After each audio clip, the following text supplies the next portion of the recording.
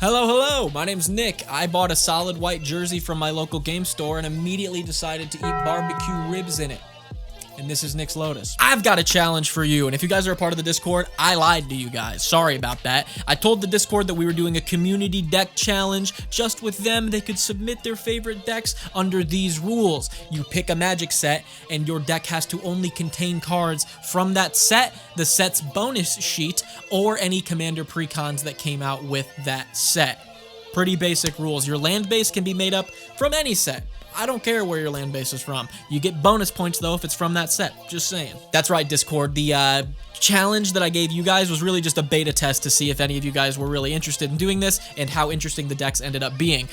And I can tell you after reviewing 11, 12 decks that got submitted, these are very interesting decks, and it's time for the wider Nick's Lotus community to gain access to this community deck challenge. So today is a call to action. Pick a set, make a deck made of only cards from that set, the set's bonus sheet, or any precons released with the set, and submit it to the Google form you can find down below. I'm going to go through those forms, and I'm going to pick my favorite deck, and you know what I'm going to do for you? I'm going to send you up to $50 worth of MTG singles that you've been in desperate need of. So if you need that redirect lightning, you need that, maybe not a Ristic Study because that's like 63 bucks, but you need something slightly less expensive than a Ristic Study, I've got you, my guy. Or if you just need a ton of bulk cards, I've got you, my guy, okay? So submit those decks down below with the Google form, and welcome to the all-for-one deck challenge. Now you might be saying, Nick, the rest of this video is long as shit. That's because it is my live streams that I did reviewing all the decks that got submitted from the Discord. So if you want to see some commanders you might want to avoid, maybe some sets that you thought were good that didn't turn out to be that great,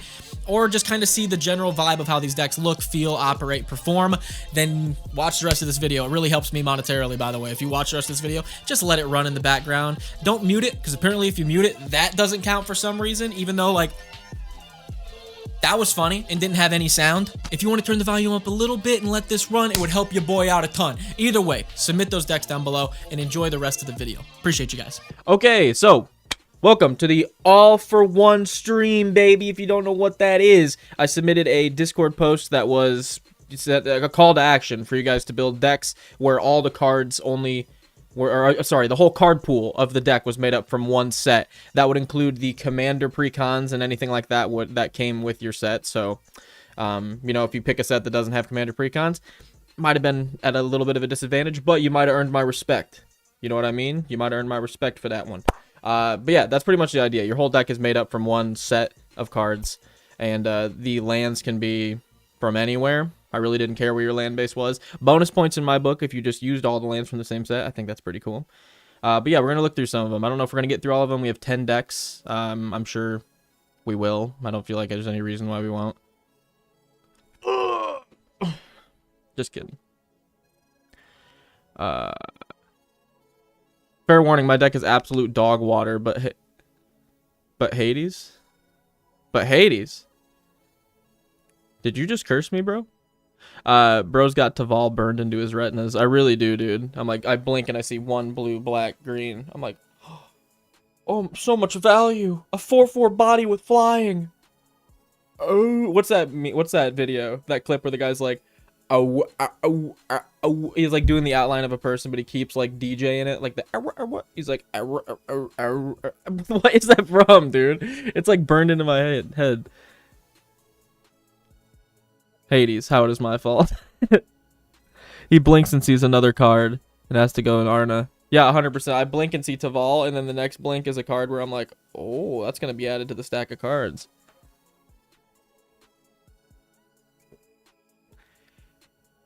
Hades. Hades. It is how it is. Alright, dude. Let's get into it. We're going to look at the first deck here.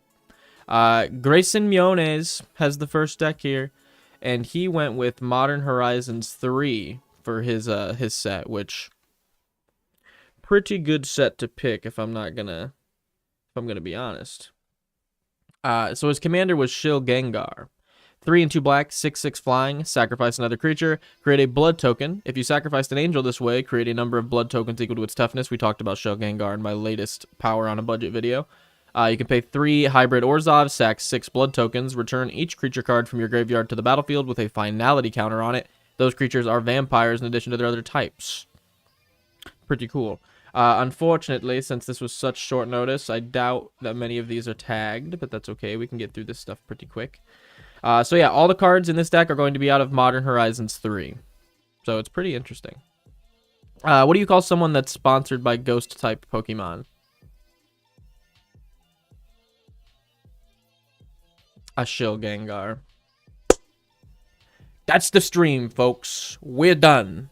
That was the key moment of the stream. Holy I got my clip. I got my Shill Gengar clip. Okay. So yeah, we're going to be playing bodies. I already kind of took a little bit of a look at this one because it was the first one we were going to talk about, so I wanted to get a rough idea. It seems like he's going for an ETB strategy. So like play your stuff once, get 8 ETBs off of it, sack your stuff, get them to the graveyard other ways, and then use Shill Gengar to bring them back and get their ETBs again. So from being out of one set, it actually is a pretty cool strategy to go with. I'll be here all night, folks. Yatta-cha! I'll be here all night. Okay, Accursed Marauder. ETBs, each player sacks a non-token creature. Angel of Ruin blows up 2 artifacts or enchantments. Arcbound Conductor. Whenever another artifact ETBs, another target creature an opponent controls gets -1/-1. When Bogart ETBs, exile target player's graveyard. When you cast this spell, you gain 1 life for each colorless permanent you control. Hexproof from each color. Annihilator 2. That's just a good bomb. Again, if your card pool's from one set, you're probably going to run bombs like this. You're going to get that with a $40 deck. If anybody gets that reference. Yeah, you're going to get that with a $40 game. Crabomination is a 4 and 2 black 5/5 that when it ETBs, target opponent exiles the top card of their library, a card at random from their graveyard, and a card at random from their hand. You may cast a spell from among those without paying its mana cost. I need one of these for Taval. I really like that. Stealing stuff out of people's grave? Fafrisky? And hand? And what was the other thing? Top card of their library? Crabomination's right, dude. There's 2 different types of blink cards. The cards that blink your cards and the cards that appear when Nick blinks. True. Those are the 2 different. I'll make a video about that. The difference between flicker, blink, and blink. We're gonna have to clear that up. Crabomination is what my ex-wife gave me. Wait. Crabomination is cool. I considered it for Whisper. It's a cool target. I like that. Distinguished Conjurer, just a Soul Sister that also lets you blink something. Yep. Eldrazi Ravager, just another bomb with Annihilator. Just another bomb with Annihilator. Emperor of Bones, some good reanimation in this deck for sure. Ethereum, I think it's reanimation, right? At the beginning of combat on your turn, exile up to 1 target card from a graveyard, pay 1 and a black, adapt to when 1 or more 1/1 counters are put on Emperor of Bones, put a creature card exiled with Emperor of Bones into play with a finality counter on it. Yeah, it's like a second commander, just like that does it like once. It's pretty cool. Ethereum Terramander. Okay. 1 black, 1/1 flying. When Ethereum Terramander can block only creatures with flying. 6 and a black, adapt 4. This ability costs 1 less. This is just another late game bomb. You're going to need some stuff to win with. I've always considered Blink exiling something and bringing it back now, and Flicker is bringing it back later, usually the end step. I don't know why, but that's how I think of them. That's how I think of them too. I think of Blink as immediate, and Flicker as comes back at end step for sure. Hey, Soulsborne G. Appreciate you, my guy. You don't have to do that, but it helps so much. No, it genuinely does help so much. Hold on, I had a funny story. The other day I was out. I was so fucking hungry, and I was like, I think I'm actually broke. I think I actually have $0 in my account. And I checked my account, and there's $1, and I was like, dude, I'm broke. I'm as broke as you can be right now. So I just went home, and then I got on Patreon, and I was like, I have $12 on Patreon. I can eat lunch today, dude. You helped me out. Then the 21st came around when I get paid, and I was like able to inhale again and be like, oh my gosh.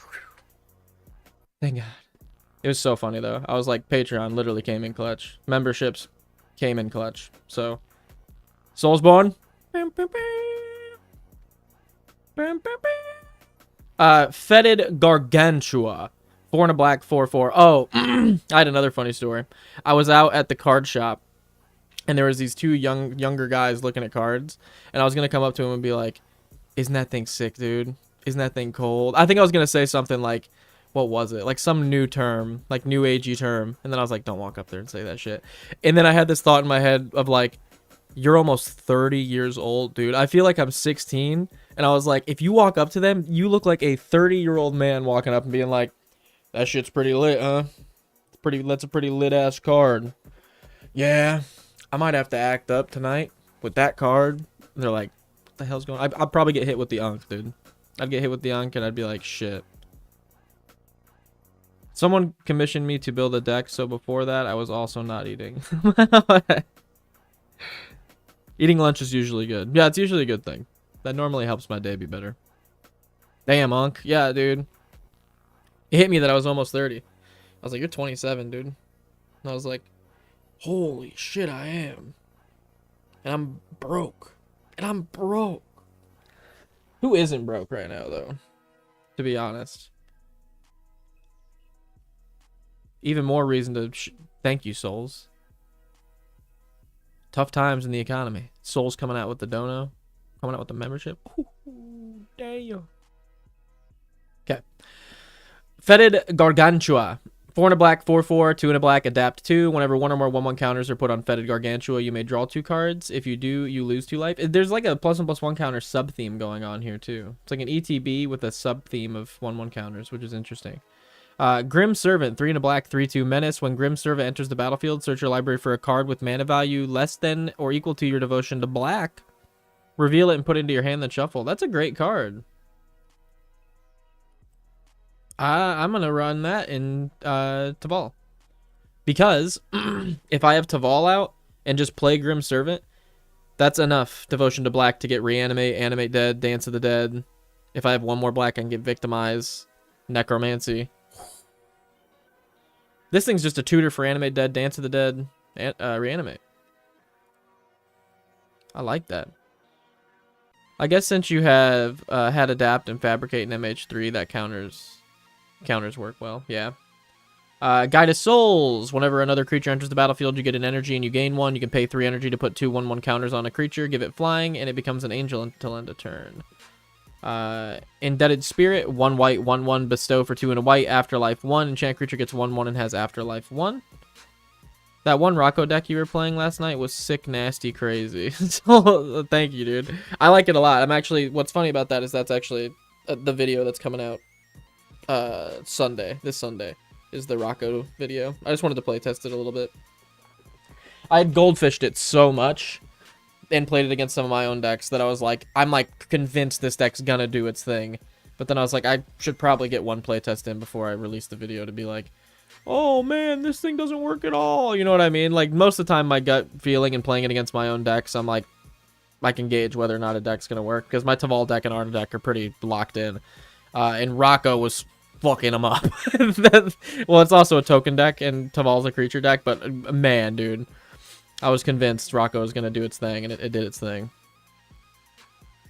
Ooh, I haven't seen that one yet. You're gonna like it. I think the video is really funny. I think you guys are gonna like the video. Okay, where were we? Inspired Inventor. When it enters the battlefield, choose 1. You get 3 energy. You can put a 1/1 counter on a creature, or you can make a 1/1 servo. Kirk, Son of Yawgmoth. Lifelink for each swamp in its cost. You may pay 2 life rather than pay it.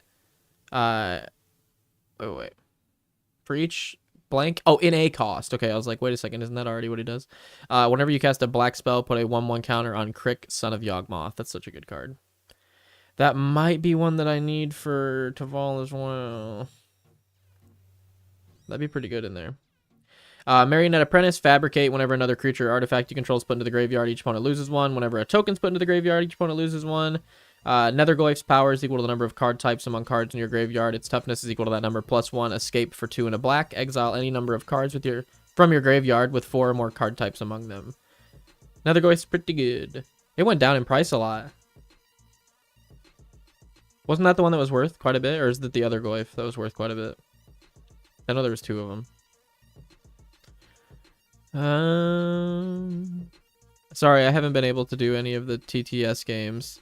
It's hard to find time with a roommate and the time zone difference. No, dude, don't worry about it. I mean, I would love to play with you, but don't stress over it or anything. I feel you hard with that roommate part. Yeah, That's a total bummer. Which set are we working from? Modern Horizons 3. Yep. Thank you, LJL. I was like, which Modern Horizons is this? What is that word? Obstinate? Obstinate Gargoyle. 1 white black. I've never seen this card. 2/2. As long as it has flying, as long as it's modified, and it has persist. I'm just gonna save it because I want to talk about it at some point in the future, I think. Because I've never seen that card. That's cool. Ocelot Pride. Yeah, you can't go wrong with that in your deck. 1 white, 1/1 first strike, lifelink, ascend if you have the city's blessing. No, sorry. At the beginning of your end step, you get a 1/1 cat if you gained life this turn. But if you have the city's blessing, for each token you created this turn, make another token of it. That's ridiculous. Ondu Knotmaster. 2 white, black. I don't think I've ever seen this either. 2/2.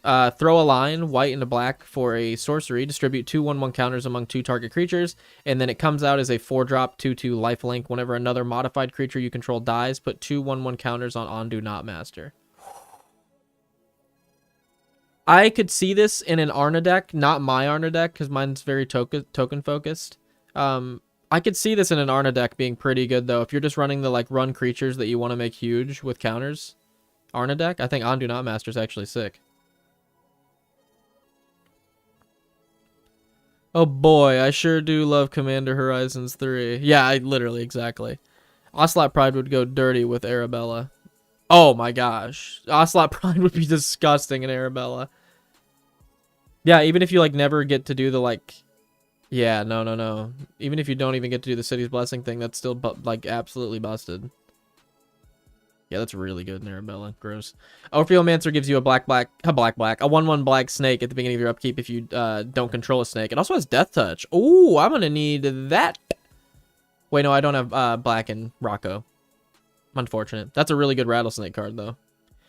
Felia does a little blink when she attacks. I love Felia.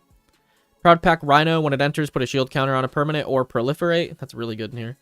Recruiter of the Guard enters. You may search for a creature that costs 2 or less, reveal it, put into your hand. Refurbished Familiar, 3 and a black, 2/1 affinity for artifacts flying. When it enters the battlefield, each opponent discards a card. For each opponent who can't, you draw a card. Sure. Again, you're going to have to run cards like this. You're like running a card pool out of the same set. So there's going to be a couple of stinkers. Retrofitted Transmogrant. That's a cool ass name. 1 black, 1/1, pay 3 and a black. Return Retrofitted Transmogrant from your graveyard to the battlefield tapped with 2 1/1 counters on it. That seems like a limited bomb.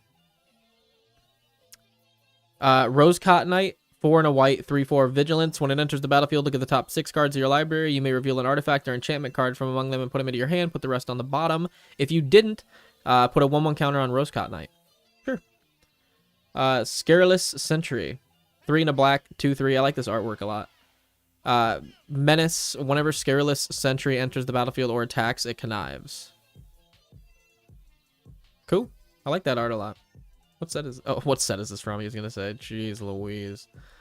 Well, there's my point right there, though. The flavor text says Queen Marchesa on it. I was thinking it was from Conspiracy. But then I'm like, no, it's MH3 deck. Sorin of House Markov. 1 in the black, 1/4 lifelink extort. At the beginning of your post-combat main phase, if you gained 3 or more life this turn, exile Sorin, then return him to the battlefield flipped. +2, create a food token. -1, he does damage equal to the number of life you've gained this turn to any target. And -6, gain control of a creature, put a lifelink counter on it, and it's a vampire. Wow. That's crazy. Ophiomancer is a super good card. Lots. Yeah, it's very, very good. Ulamog the Defiler. 10 for a 7/7. When you cast it, target opponent exiles the top half of their library, rounded up. Ward, sacrifice 2 permanents. Ulamog the Defiler enters the battlefield with a number of 1/1 counters on it, equal to the greatest mana value among cards in exile. And it has Annihilator X, where X is the number of 1/1s on it. Sure.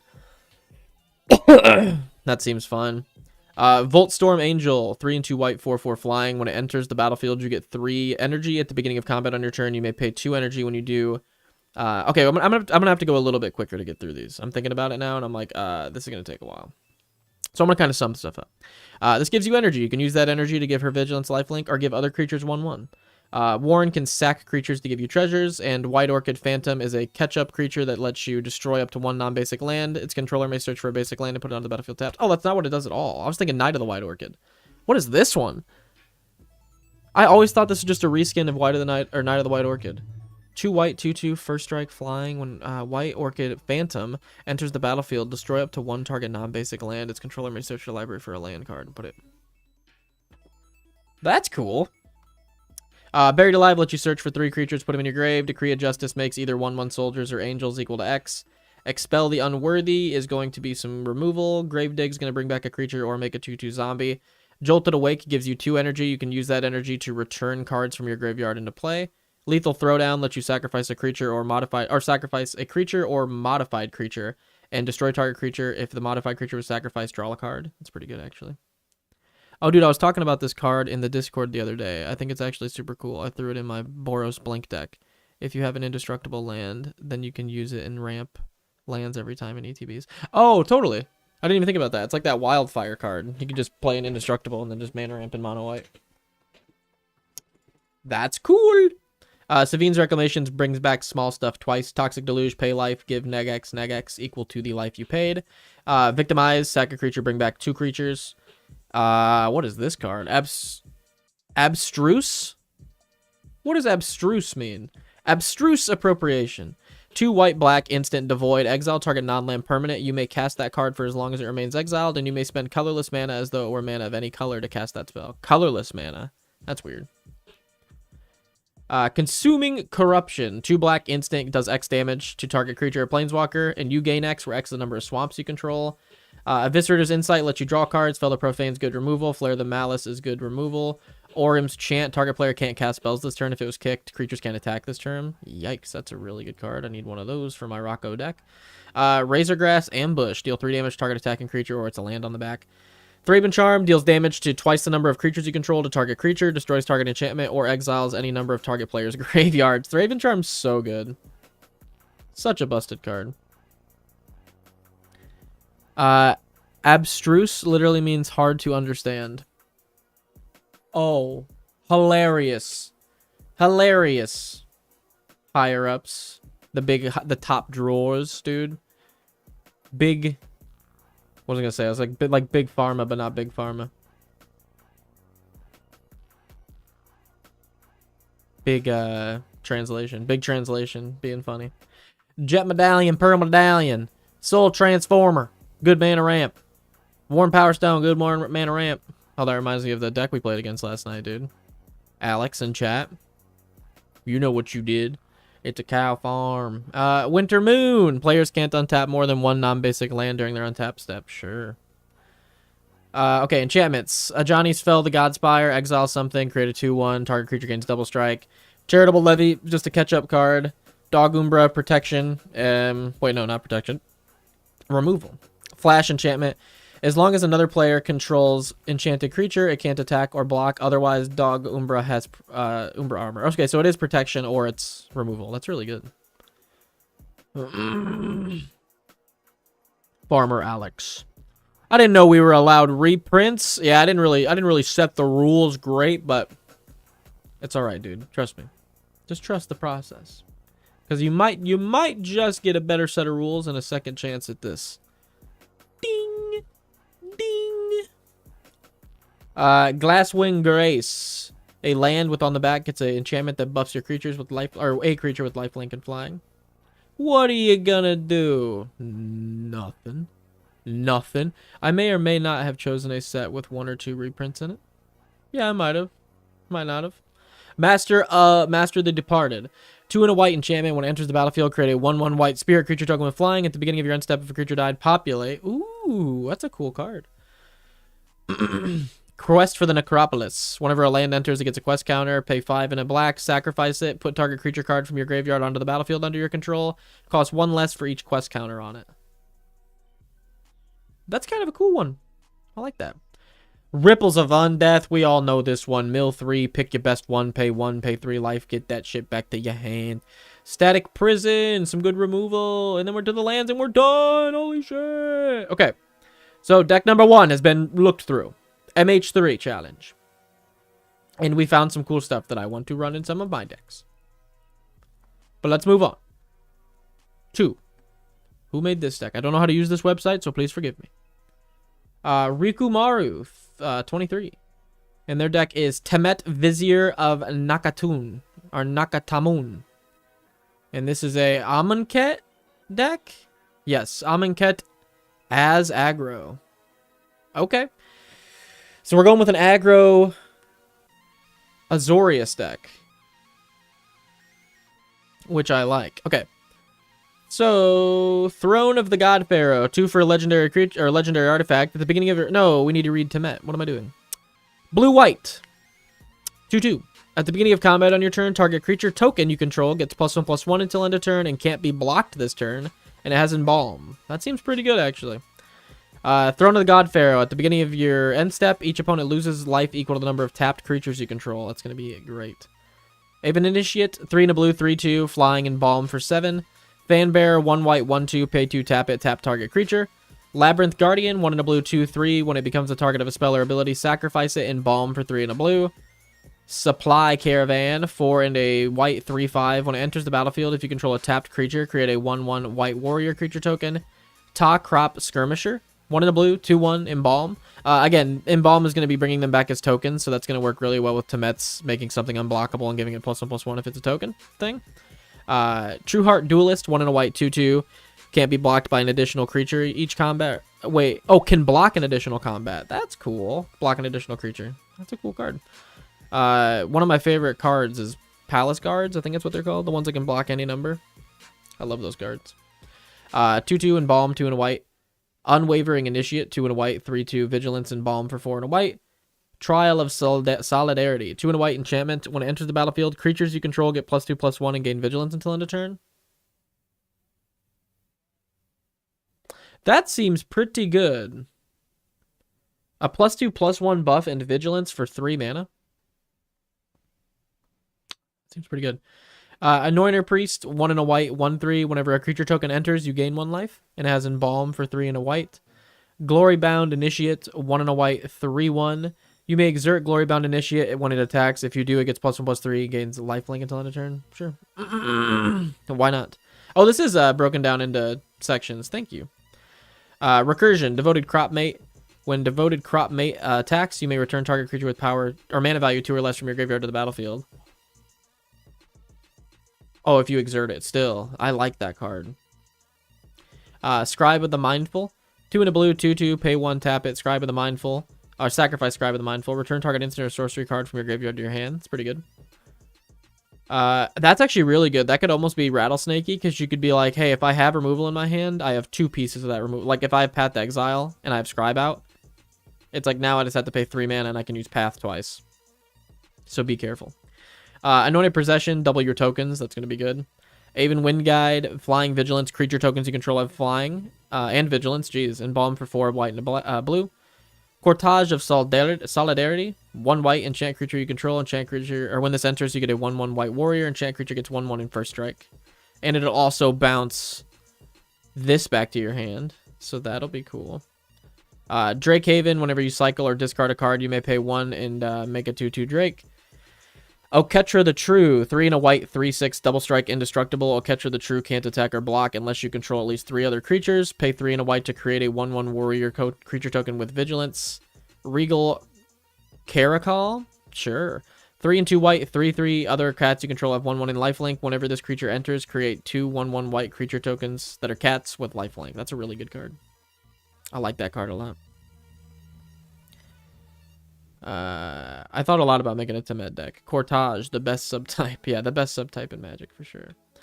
In Oketra's name, 1 and a white instant. Zombies you control get +2/+1 until end of turn. Other creatures you control get 1/1. Again, if you embalm something, it comes back as a zombie. So that's going to be good. Vizier is just a clone that has Embalm. Cycling, we've got Censor. Curator of Mysteries is going to let us scry one when we cycle. This one's just an Embalm Cycler, which is going to be great. Cycling Flyer. And a Cycling Flyer again. So those are all going to be good for putting in our graveyards and discarding cards to draw cards. Because again, that's going to interact with stuff like Drake Haven. And I'm sure other stuff. Finishers. Approach of the Second Sun. If we can play it twice, we win. Cryptic Serpent. 5 and 2 blue. 6/5. This spell costs 1 less to cast for each instant or sorcery in your graveyard. So you can get a 2 blue 6/5. That'll be good. Protection, Gideon's Intervention. When it comes into play, choose a card name. Your opponent can't cast spells with the chosen name. Prevent all damage that will be dealt to you by permanents and permanents you control by sources with the chosen name. Sure. Glyph Keeper, 3 and 2 blue, 5/3 flying. When it becomes the target of a spell or ability for the first time, counter that spell or ability. Okay. Protection of the Heckma. The heck am I doing here? 4 and a white. Enchantment. If a source an opponent controls would deal damage to you, prevent 1 of that damage. That's not bad. Like, if someone swings at you with, like, 14 2/2s, you're just going to take 7 now instead of 14. That's pretty good. Angel of Sanctions, 3 and 2 white, 3/4. Flying. When it enters the battlefield, you may exile a non-land permanent and opponent controls until it leaves, and it has Embalm. Blinding Mummy. 2-drop. It's just a bear. Whenever another zombie enters under your control, you may tap target artifact or creature. Ooh. That's a very good card. That's like a stat checking machine. Cancel. Cast out, good removal. Commit to memory. Put target non-land spell or non-land permanent onto the top. Wait. Put target spell or non-land permanent into its owner's library second from the top. Okay. And then memory, aftermath. Each player shuffles their hand and graveyard into their library and draws 7 cards. Sure. Compulsory Rest, 1 and a white. Just some good removal. Dusk and Dawn, destroy all creatures with power 3 or greater, or return all creatures with power 2 or less. Edifice of Authority. 3 for an artifact, pay 1, tap it. Target creature can't attack this turn. Put a brick counter on Edifice of Authority. That's pretty good. That's pretty good, actually. 1 and tap it. Until your next turn, target creature can't attack or block, and its activated abilities can't be activated. Activate this ability only if there are 3 or more brick counters on Edifice of Authority. This is pretty awesome. I like this card a lot, actually. I'm going to save that card. It's a cool card. Essence Scatter, good counterspell. Failure to comply, return something to its owner's hand, or choose a card name until the end of turn. Opponents can't cast spells with that chosen name. Forsake the Worldly, 2 and a white, exile target enchantment or artifact. Illusionary Wrappings, just good removal. Impeccable Timing, good removal. Time to Reflect. This is all just removal, good removal. Untap Engines for... What are we untapping here? We're just untapping stuff. Well, I guess to keep ourselves open so we can't just be swung at after attacking, so that makes sense. And it's all out of one set, so you might just come up with themes like that because you need to. Jiru's Resolve. 1 white, instant, untap target creature. Prevent all damage that would be dealt this turn to it. No, that would be dealt this turn. No, to it. Okay. I was going to say, I'm like, wait, that's a fog? That's pretty good. Gideon Marshall Paragon. 4 and a white, 5 loyalty, pay 2. Untap all creatures you control. Those creatures get 1/1 until end of turn. That's pretty good. 0 until end of turn. Gideon becomes a 5/5. You know his whole shtick. -10 creatures you control get +2/+2 until end of turn. Tap all creatures your opponents control. It's a pretty good win con. Vizier of Tumbling Sands. Tap it to untap something. Pretty cool. Blink, we've got Vizier of Deferment. 2 and a white, 2/2 flash. When Vizier of Deferment enters the battlefield, you may exile target creature if it attacked or blocked this turn. Return that card to the battlefield at the beginning of the next end step. That's really good. That's actually a really nice card for like a blink deck. It's like protection, but you also just get that blink again. And you get another body that you could blink again. I like that. Vizier of Remedies. 1 and a white, 2/1. If 1 or more -1/-1 counters would be put on a creature you control, that many -1/-1 counters are put on it instead.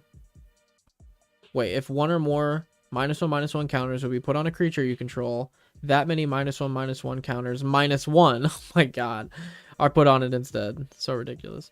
As far as card draw is concerned, we got Cortage of Knowledge, Hieroglyphic Illumination, Kefnet the Mindful, Open into Wonder, Oracle's Vault, Pull from Tomorrow's Seeker of Insight, and Trial of Knowledge. And then we got a land base here. Oh, we got some more stuff. Ramp. As foretold, at the beginning of your upkeep, put a times counter on As foretold. Once each turn, you may pay 0 rather than pay the mana cost of a spell with mana value equal to X or less, which is equal to the counters. That's pretty good. Embalmer's Tools. Activated abilities of creatures in your graveyard cost 1 less to activate. That is amazing in here. Tap an untapped zombie. Put target top card of target player's library in their graveyard. Kefnet's Monument. Blue spells. Creature spells cost 1 less to cast. Whenever you cast a creature spell, target creature an opponent controls doesn't untap during their next untap step. Oh, Ketra's Monument, 3 for a legendary artifact. White spells cost 1 less to cast. Whenever you cast a creature spell, create a 1/1 white creature. That's going to be great in here. Pyramid of the Pantheon. 1 for an artifact, pay 2, tap it, add 1 mana of any color, put a brick counter on it. Then you can start tapping it for 3 mana of any one color once it has 3 or more brick counters, which that's actually pretty good. And then Aven Mind Sensor. Oh, that was in the commander for this set? That's funny. Wait, no, it's not. That's the commander. Aven Mind Sensor can't be in here, dude. Can't be in here, bro.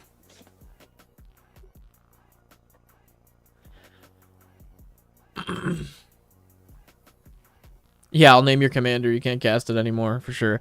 Oh no, Nick's going back to his Pillow Fort days. Did you know Scryfall has a deck builder? How did I not know about this until now? Does it really? Are you being for real right now?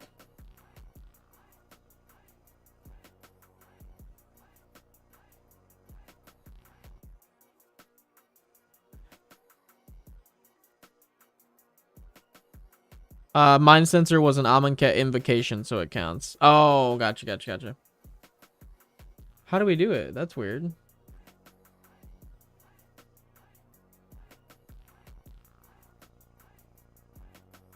Okay. So, Aven Mind Sensor, when someone searches their deck, they can only search the top 3 instead. Or top 4. It's pretty good.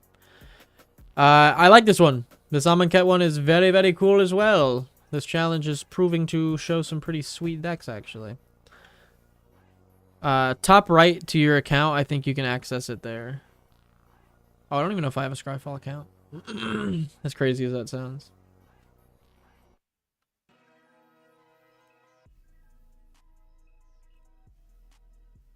Yeah, I don't. That's funny. I need to make one and try that out. See if it's any good. Okay, we're going to move on to the third deck here, which is Ezrim Agency Chief. And this is a Murders at Karlov Manor all for one deck. So we're going to talk about this after I go grab my coffee. So I will be right back with a coffee. Oh, I got the, I don't know if you didn't notice this. We got the jerseys for my local card shop. And we got the, I don't know if you can see this. Can you see that? Can you? I can't turn far enough to see it. Oh, you can. Boom. Nick's Lotus, dude. I'm pumped about these. These are sick. Our local game store was wondering if everybody wanted jerseys, and I was like, I will take a fucking jersey. Are you kidding me? I've never worn a jersey in my life. I would love to pretend to be into sports out in public. Like, nice jersey. What team is it? I'm like, oh, local Legon.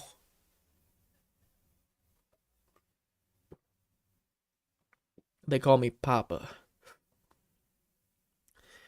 What the fuck? I want an LGS jersey. That's so sick. Ask your LGS, dude. They'll probably do it. It's a good idea. Sorry, I'm just going to chug this coffee real quick. Warm my throat up, and then talk a mile a minute.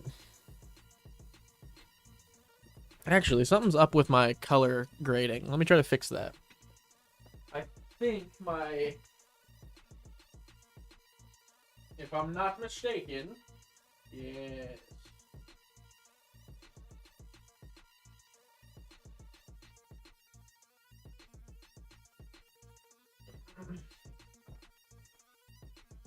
I think my reds were a little high. Yeah, that's more what my face is actually looking like right now. I know, it sucks. I was gonna say, I'm like, my face looks very orange. Now it looks a little blue, but that's kind of the lighting that's in here, so that makes sense.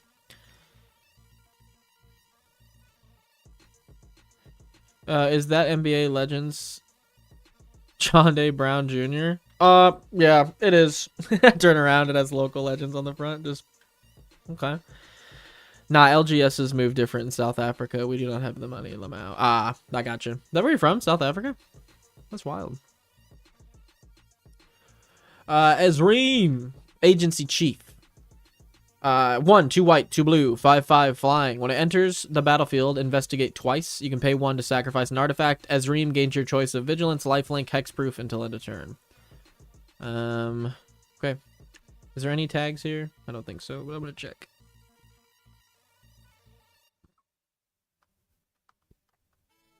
They started them kinda, but we'll just turn them off after I get this belch out of me. Okay. Tezzeret, Betrayer of Flesh. The first activated ability of an artifact you activate each turn costs 2 less to activate. Zevazi. What is that phrase? Azavi. Whatever. What that means is we get free clue sacrifices once a turn, so that's pretty cool. Draw 2 cards, then discard 2 cards unless you discard an artifact card. So this is going to be an artifact deck, I'm assuming. Target artifact becomes an artifact creature. That is a 4/4 until end of turn. And you get an emblem with whenever an artifact you control becomes tapped, draw a card, which you have to tap to investigate sacks. That's pretty good. Academy Manufacturer gives us 1 of each whenever we make a clue, food, or treasure. Agency Outfitter, 4 and 2 blue, 4/3 flying. When Agency Outfitter enters the battlefield, you may search your graveyard, hand, and or library for a card named Magnifying Glass or a card named Thinking Cap and put them onto the battlefield. If you search your library this way, shuffle. Alquist Proft, 1 white, blue, 3/3. Vigilance, when he enters, investigate, sacrifice a clue. You draw X cards, gain X life for X, a blue, and 2 white. Or X, a white, and 2 blue. That's really good. Benny Brax, draw us a card whenever we make a clue token. Cold Case Cracker, flyer that makes us clue tokens. Conspiracy Unraveler, you may collect evidence 10 rather than pay the mana cost for spells you cast. To collect evidence 10, exile cards with total mana value 10 or greater from your graveyard. I mean, late game, that's probably going to be good, right? I can't see that being bad. What's good? I'm suffering at work. Hope y'all are having a good enough time for the both of us. LOL. You're some. I ain't got a clue, but Prof do. Bars. Absolute barrage coming out of the chat. Delney is insane. We had Mike from the Discord playing Arabella, the doll, last night, and Delney got scary quick. He only had like 3 creatures out, but everyone's like, oh, Delney makes it trigger twice, so we take 6? Yikes.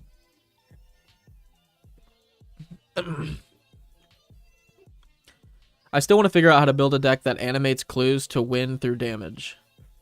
Through damage is the difficult part. Because you could run the Nephalia Sleuth, Demir Girl, and then just go for the, like, combo where you animate them, but they die, but them dying causes you to get more of them, and then just, like, drain with, like, Blood Artist. But through damage is the difficult part, for sure. Detective of the Month, 2 and a blue for a 2/3 Ascend. As long as you have the city's blessings, detectives you control can't be blocked. Whenever you draw your second card each turn, make a 2/2 detective. Doorkeeper Thrall shuts off the enter the battlefield abilities of artifacts and creatures. Essence of Antiquity, 3 and 2 white for a 1/10. Damn. Disguise for 2 and a white. Damn. This seems really good in Doran. Holy shit. You just get a 3-drop 10/10. When it's turned face up, creatures you control gain hexproof until end of turn, untap them. Sure. That seems really good. She's way too strong. I played her for 1 game. Yeah. I literally did the same. I built her and then played her once and was like, meh. I'm just going to be doing that all the time, huh? Loki, Brambled Bard, or WTV? Or is that just non-token? If you make a clue deck with red in it, you can do Deathshaker Titan. I wonder if Belby might work for an all-for-one. Was she in War from the Spark? War from the Spark? Belby. Where was Belby from? Where'd my Scryfall thing go?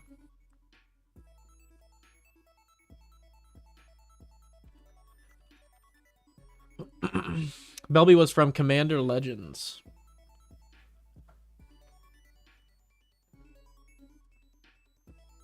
Okay. Essence of Antiquity seems great. As Exit Specialist, 1 and a blue, 2/1. Can't be blocked by creatures with power 3 or greater. Disguise for 1 and a blue. When it's turned face up, return another target creature to its owner's hand. Cool. Forensic Gadgeteer, whenever you cast an artifact spell, investigate. That seems really good in here. Activated abilities of artifacts cost 1 less to activate. Yikes. It's a very good card in here.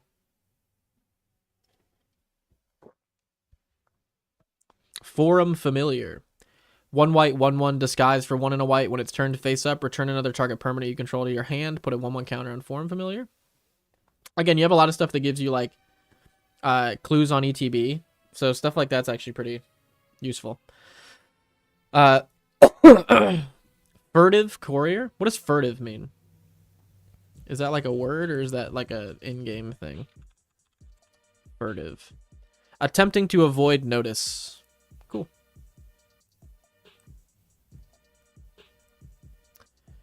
Furtive Courier. Oh, my throat got so dry right there.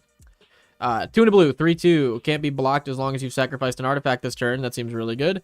Whenever it attacks, draw a card, discard a card. Sure. Granite Witness, 3/2. Disguise, Flying, Vigilance. When it's turned face up, tap or untap something.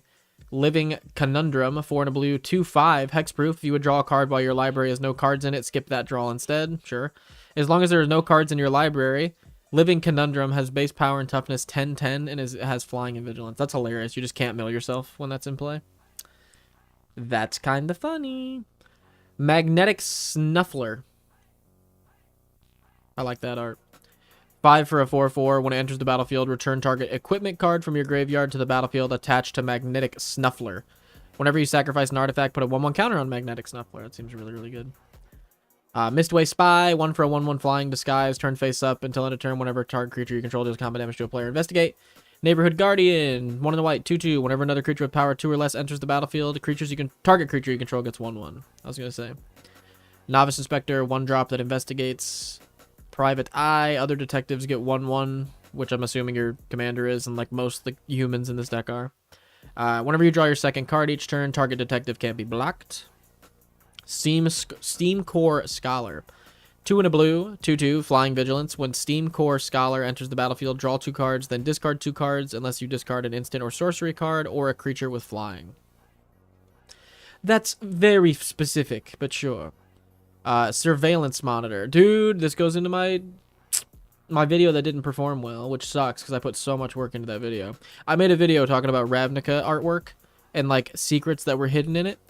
And I had a theory that the little circular glyph things were actually security cameras that were everywhere. And Surveillance Monitor literally proves that theory, dude. He's literally looking at those. I'm pretty sure I brought this up in the video. But the video, I love that video. If you haven't checked that out, watch that video. The Easter eggs in Ravnica art. I think it's fantastic. I really like that video a lot.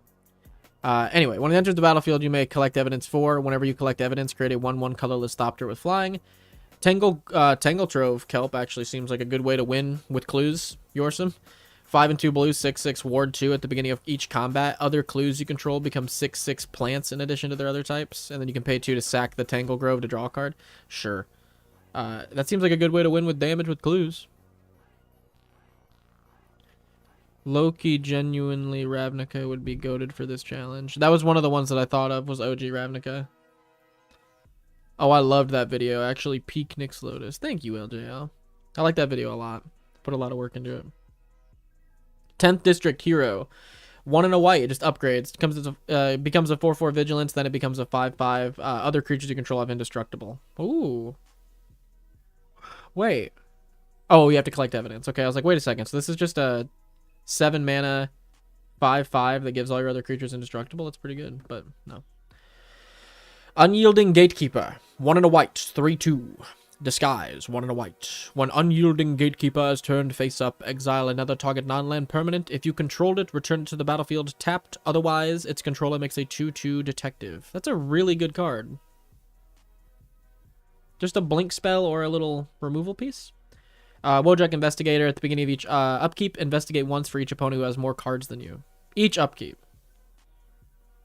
This is actually nuts because it doesn't draw you cards, so you're still going to have no cards. Like, if every opponent has more cards than you, you pass, you get 3 clues, pass again, 3 clues, pass again, 3 clues. Yeah, wow. Wow, wow, wow. I'm going to save that. That's a lot of card draw. Also, I think another amazing challenge would be all for 1 on the same plane. So if you chose Innistrad, then any card from Innistrad plane set, Innistrad plane would count. Set doesn't matter. Would be fair game. That would be really cool. That'd probably be another one we do. Wojak says your upkeep. Oh, damn. Why did I think that said each upkeep?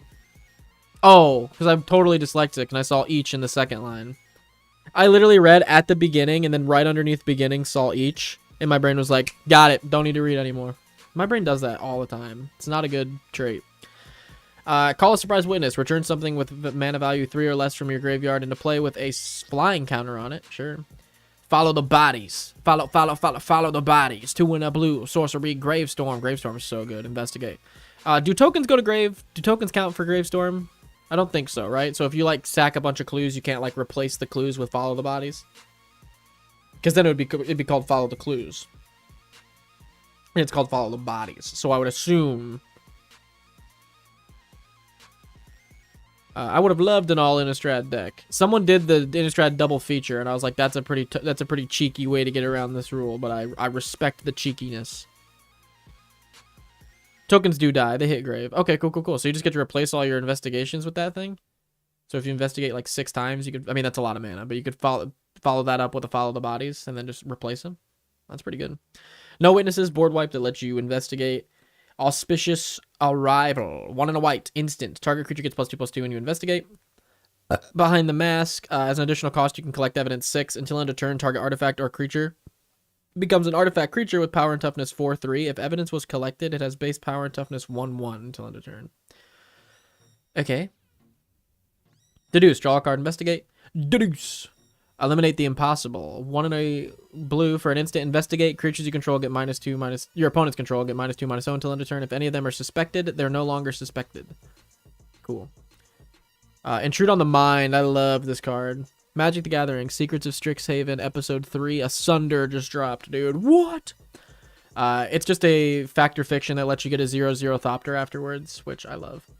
Make your move. Destroy target artifact, enchantment, or creature with power 4 or greater. No more lies. Counter target spell unless to pay 3 and exile it instead. Not on my watch. Exile target attacking creature.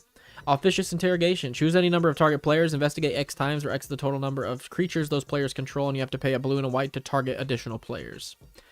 Out cold. Just tap something. Pretty decent removal. Reenact the crime. Brings back something from your graveyard that was put there this turn. Sudden setback. Good removal. I haven't seen sudden setback in forever. Wait, that's not even the card I was thinking of. What's the old card? Stitch into Myth? Fate? Something like that. Stitch into Fate? What was it? It was like an old powerful removal card back when the rule wasn't around, where if you put a commander into the deck, they couldn't move it to command zone. That was a really cool card. Not really, because it sucked having your commander put on the top of your deck. But Unauthorized Exit. 1 and a blue. Return target non-land permanent to its owner's hand. Surveil 1. Sure. Artifacts, Arcane Signet, Candlestick. Equipped creature gets 1/1 whenever this creature attacks. Surveil 2, sack it to draw a card. Cryptex, tap it. I can't believe this isn't a clue. This isn't considered a clue. That'd be cool. Collect evidence 3, add 1 mana of any color. Put an unlock counter on Cryptex. Sacrifice Cryptex, surveil 3, then draw 3 cards. Activate only if it has 5 or more unlock counters on it. Sure. Magnifying Glass, card draw a mana ramp. Ransom Note, cloak the top card, or go to target creature, or draw a card when you sack it. When it enters, surveil 1. Soul Ring. Thinking Cap, +1/+2, and Wrench, +1/+1, pay 3, tap it, tap target creature. Armed with Proof turns our investigations into equipments, which is great. Burden of Proof, 1 and a blue, enchantment with Flash. Enchant creature gets +2/+2 as long as it's a detective you control. Otherwise, it has base power and toughness 1/1. That's kind of a cool card. Dude, I saw the double feature deck. It was so cool. It was all grayscale cards, and it looked disgusting. I love it. Necromantic Selection steals. Can steal a commander, too. Ooh, that's gross. Oh, yeah. Gross. Gross. Case of the Filched Falcon. Huh? 1 blue. When it enters the battlefield, investigate. To solve, you control 3 or more artifacts. Once it's solved, you can pay 2 and a blue to sacrifice it. Put 4 1/1 counters on target artifact, and it becomes a 0/0 bird with flying. It's a lot of work. Case of the Pilfered Proof. 1 and a white. Whenever a detective enters the battlefield under your control, and whenever a detective you control is turned face up, put a 1/1 counter on it. To solve, you control 3 or more detectives. Once solved, if you would make tokens, those tokens plus a clue token are created instead. Sure. I still hate how moving a commander to be a command zone is 2 separate rules that work differently. Yeah, that is weird. Curious Inquiry. 1 for an enchantment. Aura. Enchant creature gets +1/+1 and has whenever this creature deals combat damage, investigate. It's going to be really good. Feyflight, 1 and a blue, flash, enchant creature. When Feyflight enters the battlefield, enchant creature gains hexproof until end of turn. Enchanted creature gets +1/+0 and has flying. Lost in the Maze is such a good card. X and 2 blue, enchantment, flash. When it enters the battlefield, tap X target creatures, then put a stun counter on each of those creatures you don't control. tapped creatures you control have hexproof. So it just protects your stuff and stuns other people's stuff. But it also just gives tapped creatures hexproof as an enchantment. So if you just play it for 2 blue, it just still does that. It's so good. Makeshift Binding. 2 and a white for an enchantment. Whenever Makeshift Binding enters the battlefield, exile target creature an opponent controls until Makeshift Binding leaves the battlefield. You gain 2 life. Mechanized Production. 2 and 2 blue. Enchant creature. You just win the game when you have 8 or more of a thing, which is going to be, I think it's 8. Yeah, 8 or more of an artifact with the same name. Prof's Eidetic Memory. 1 and a blue. This is such a good card. When it enters the battlefield, draw a card. You have no maximum hand size. At the beginning of combat on your turn, if you've drawn more than 1 card each turn, put X/1/1 counters on target creature you control, where X is the number of cards you've drawn this turn minus 1. Teferis lets you draw double cards past your first one each turn. Seems good. Again, I like these decks, dude. It's funny how much synergy there is, because you would think off the rip, you'd be like, well, I'm going to lose access to so many powerful cards. This isn't going to be good. But then once you think about it, you're like, oh, I'm just making, like, focus on me. I'm just making, like, the best sealed deck I could make. You know what I mean? So there's going to be a ton of synergies and stuff in here. But yeah, Outreach, I really like your Ezreem deck. So we're going to put that here. And then we are going to go to the next one, which is SNC Trust Inc. by American Dream. Conducting the most nefarious of business plans here. I liked this one because they had it organized into like business sections. So like we've got business meetings, we've got employees, we've got market analysis, negotiating tools, the commute to work. They really made you feel like you were in Capenna with this deck. So I do like this one a lot. And I haven't even looked at the cards yet. So American Dream, let's take a look here. Conducting the most nefarious business plans imaginable with Falcasparo Pact Weaver. And that's how we're going to do it. 1, a green, a blue, and a white for a 3/3. Flying Trample. Falcaspara Pact Weaver enters the battlefield with a shield counter on it. You may look at the top card of your library anytime. You may cast spells from the top of your library by removing a counter from a creature you control in addition to paying its other cost. Falco is so cool. He's a commander that I have actually considered switching Arna over into. Taking the black out of Arna and replacing it with green. Because you could still just do the same type of deal where you're going wide, you're putting counters on everything. But then I was like, I lose my Sinkhole Surveyor and I lose Bitter Blossom. So, couldn't do it. But Falcasparo. You may cast spells from the top of your library by removing a counter from a creature you controlled. So, incredibly good. But they're doing a full-on Capenna-themed deck. So we've got the entire thing here. How does this make sense? Let's do it in the order how you would go to work, how this would work. Okay, so the commute to work is going to be the first thing. How are we getting to work? Well, we got a getaway car. This is how we're getting out of work. This is how we're getting home. 3 for a 4/3 haste. Whenever getaway car attacks or blocks, return up to 1 target creature that crewed it this turn to its owner's hand. Crew 1. Mysterious Limousine. 3 and 2 white for a 4/4 that crews for 2. When Mysterious Limousine enters the battlefield or attacks, exile up to 1 target creature until Mysterious Limousine leaves the battlefield. If a creature is put into exile this way, return each other card exiled with Mysterious Limousine onto the battlefield under its owner's control. Very cool card, by the way. Unlicensed Hearse. I love Unlicensed Hearse. Such a good card, man. Like, Unlicensed Hearse is actually busted. 2 for a star. Exile 2 cards from a single graveyard. Its power and toughness are equal to the number of cards you exiled with it, and it has crew for 2. So after 2-3 turns of this thing being in play, it's going to be a 6/6 that you paid for 2 mana. That's also just, like, heavily shutting down graveyard decks. This is beautiful. Super early stream. Did you go over my deck already? No, I don't think so. I don't remember saying 3 Hoenn. No, I did not go over your deck already. I forgot what your deck was. I just played against it last night. Yes, we have not gone over your deck already. I'm excited to, though. Because I got to see 3 Hoenn's deck in action last... I mean, kind of in action. Me and him played our decks for this challenge, and then the other 2 people played, like, normal decks. So we got rolled. But I think my deck kind of stood its own. It was a fast enough deck that it stood its own for a while. Let's do this on the how you would get to work immediately starts with the drive home. Hey, dude, I had to. The drive home is a part of the drive there, dude. I had to. Okay, so we're going to work. And the work is the office. So our lands. We're not really going to go into these much. The office. Actually, there is some stuff to go into here. The office. Botanical Plaza, Broker's Hideout, Cabaret Courtyard are some good office spaces. Evolving Door.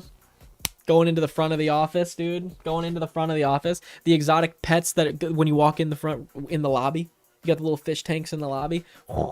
Obscura storefront, another great little place to meet. Skybridge Towers, great office space. Sparrow's headquarters, great office space. Or do you want your office space to be on the move? Do you want your office space to be as productive as you are? Then we got it. Titan of Industry. Let's do this and okay, sorry. Yeah, you were surprisingly able to keep up with the cow farm. What'd you expect? It was a cow farm. Okay, and then these are also kind of office spaces as well.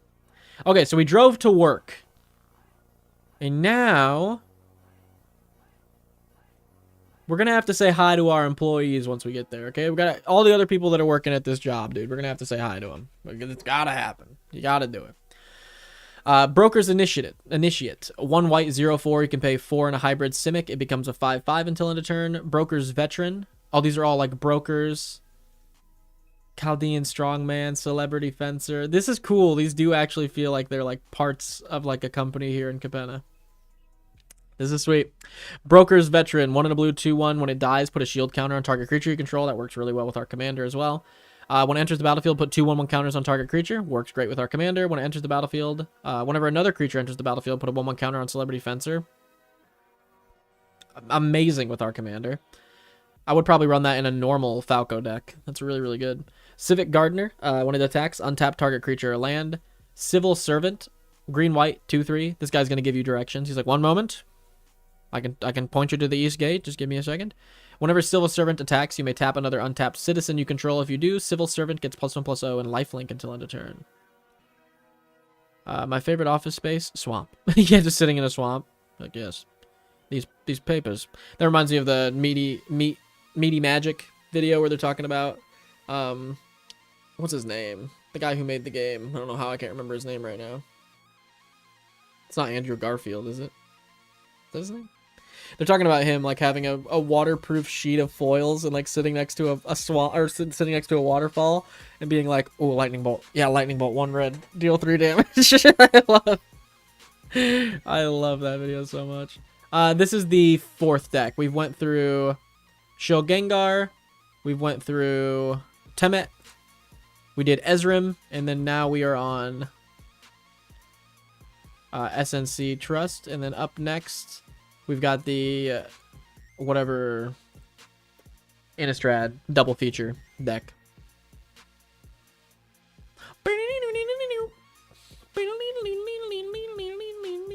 Okay. Where we at? Cleanup Crew. Destroy target artifact, destroy target enchantment, exile target card from a graveyard, or you gain 4 life when it enters. Sure. Dapper Shieldmate enters and puts a shield counter on it. And as long as it's your turn, Dapper Shieldmate gets +2/+0. It's a pretty good card. Darling of the Masses. Other citizens get +1/+0. 2/4. Whenever Darling of the Masses attacks, create a 1/1 green and white citizen token. Love that. Disciplined Duelist. Blue, white, green. 2/1. Double strike. When it enters the battlefield, or it enters with a shield counter on it. Ooh.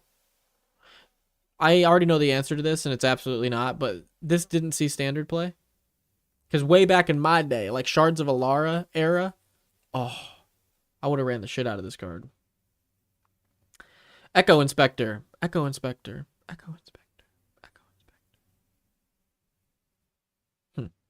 3 in a blue, 2/3 flying. When Echo Inspector enters the battlefield, it connives. Again, conniving will add a counter, so that'll interact with our commander. Great. There's so many good cards in Capenna.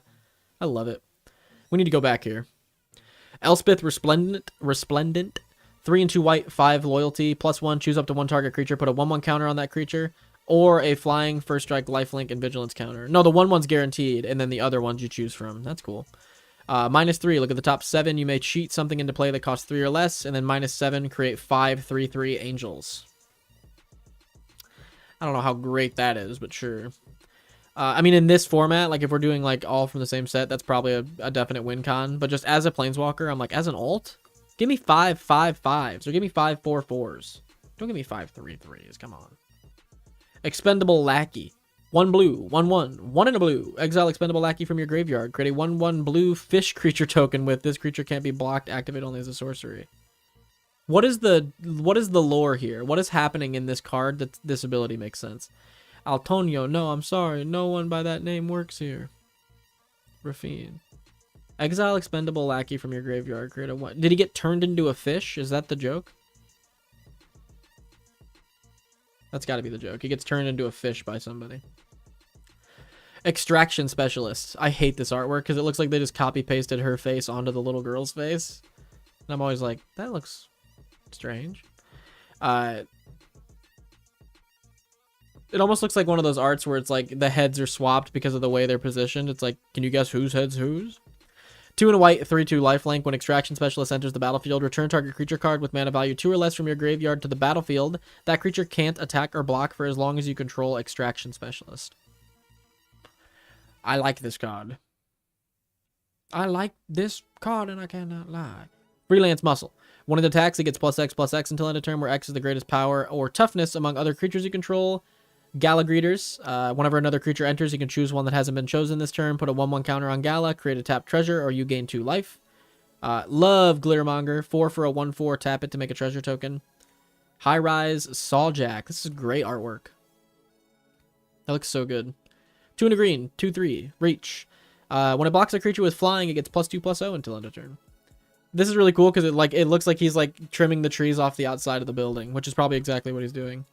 Slicer, Grinder, recruiting trapped workers, killing gigantic rust flies. One tool does it all. That's fire. Hypnotic Grifter. 1 blue, 1/2, pay 3. Hypnotic Grifter connives. Ledger Shredder. Whenever a player casts their second spell, connive. Yeah. Mage's Attendant. When it enters, you get a 1/1 mage you can sack to counter stuff. Rumor Gatherer lets you scry 1 whenever a creature enters, but if it's the second time this triggered, you draw a card. Which is really cool, because if it's the 3rd, 4th, 5th, 6th, you just go back to scrying. So it doesn't just like shut off, which I like that card a lot. Looks like creepy Duskmourn artwork. Yeah, it does. The Extraction girl. It really does. Social Climber. Whenever another creature enters the battlefield under your control, gain 1. Spara's Adjudicators. 2 green, white, blue, 4/4. When it enters, target creature an opponent controls can't attack or block until your next turn.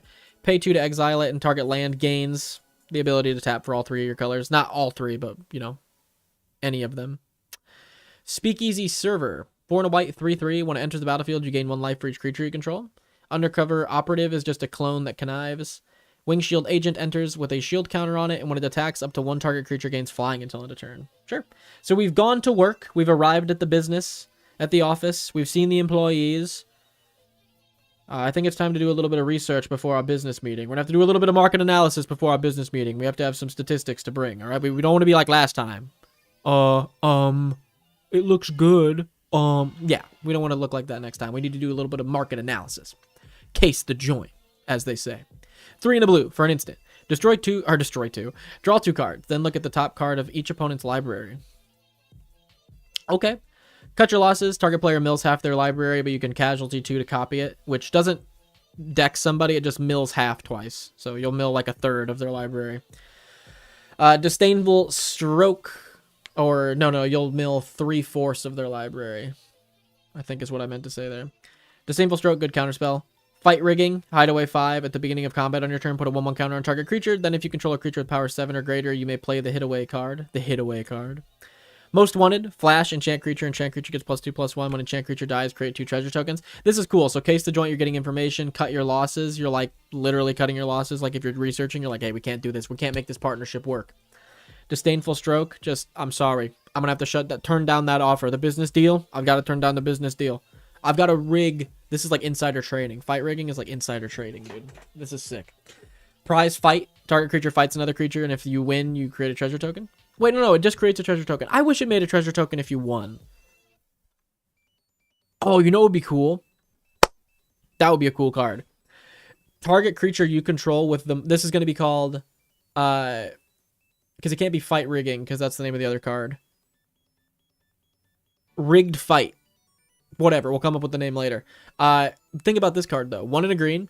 Target creature you control with the most power fights another target creature with the most power another opponent controls. What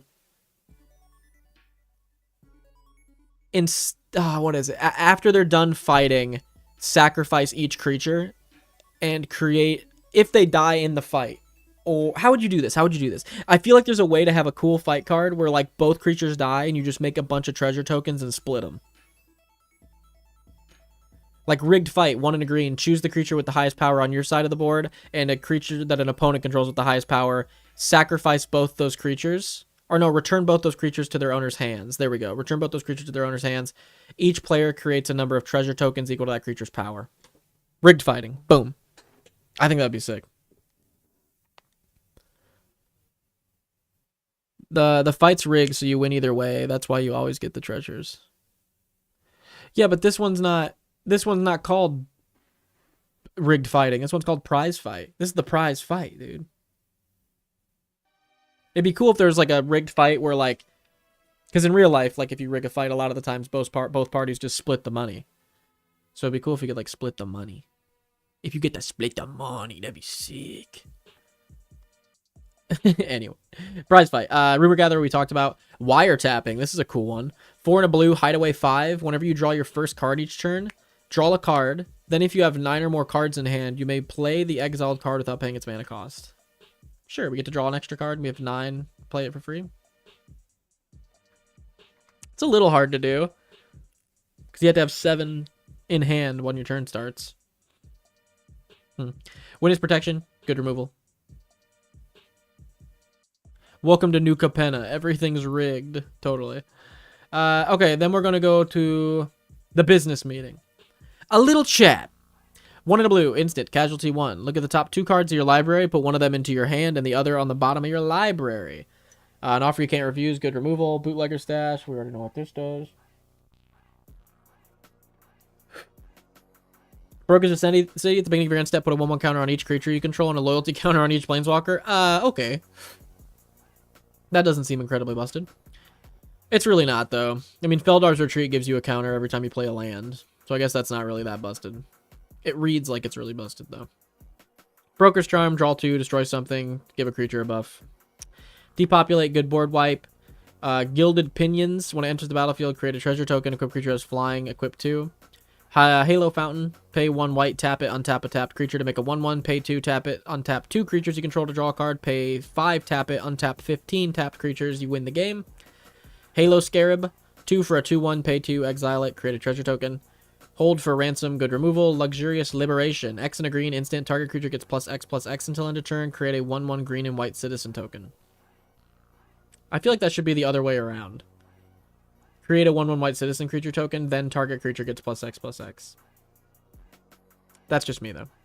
Rafine's Guidance. Just a good buff. And slip out the back some really good protection. Love that. You're going to need some good protection if you're going to slip out the back. I get. I always think that card is called Gilded Pigeons. Honestly, when you see a big pair of wings, and with how similar Pinions looks to Pigeons, I do not blame you. Okay, so we've driven to work. We got to the thing. We met the employees. We've done the market research. We've been to the business meeting. Okay? Now that we're at the business meeting, we're going to have to bust out some negotiation tools. All right? Because we're going to really need to make our mark at this meeting. Bouncer's Beatdown. That's a good negotiation tool. If you beat the shit out of them, they normally give you what you want. That's from what I've learned. As being like this big guy. Just kidding. 2 and a green instant. Costs 2 less to cast if it targets a black permanent. That's racist. Bouncer's Beatdown deals X damage to target creature or planeswalker, where X is the greatest power among creatures you control. Less racist. That's pretty good. Buy your silence. 4 and a white sorcery. Exile target non-land permanent. Its controller creates a treasure token. Sure. Cement Shoes. I love this. Equip creature gets +3/+3 and has at the beginning of your end step tap this creature. Equip creature doesn't untap during its controller's untap step. So you know what you should have done with Cement Shoes? Do all this, but also have like when Cement Shoes enters the battlefield, and if you control an island, exile target creature an opponent controls until Cement Shoes leaves.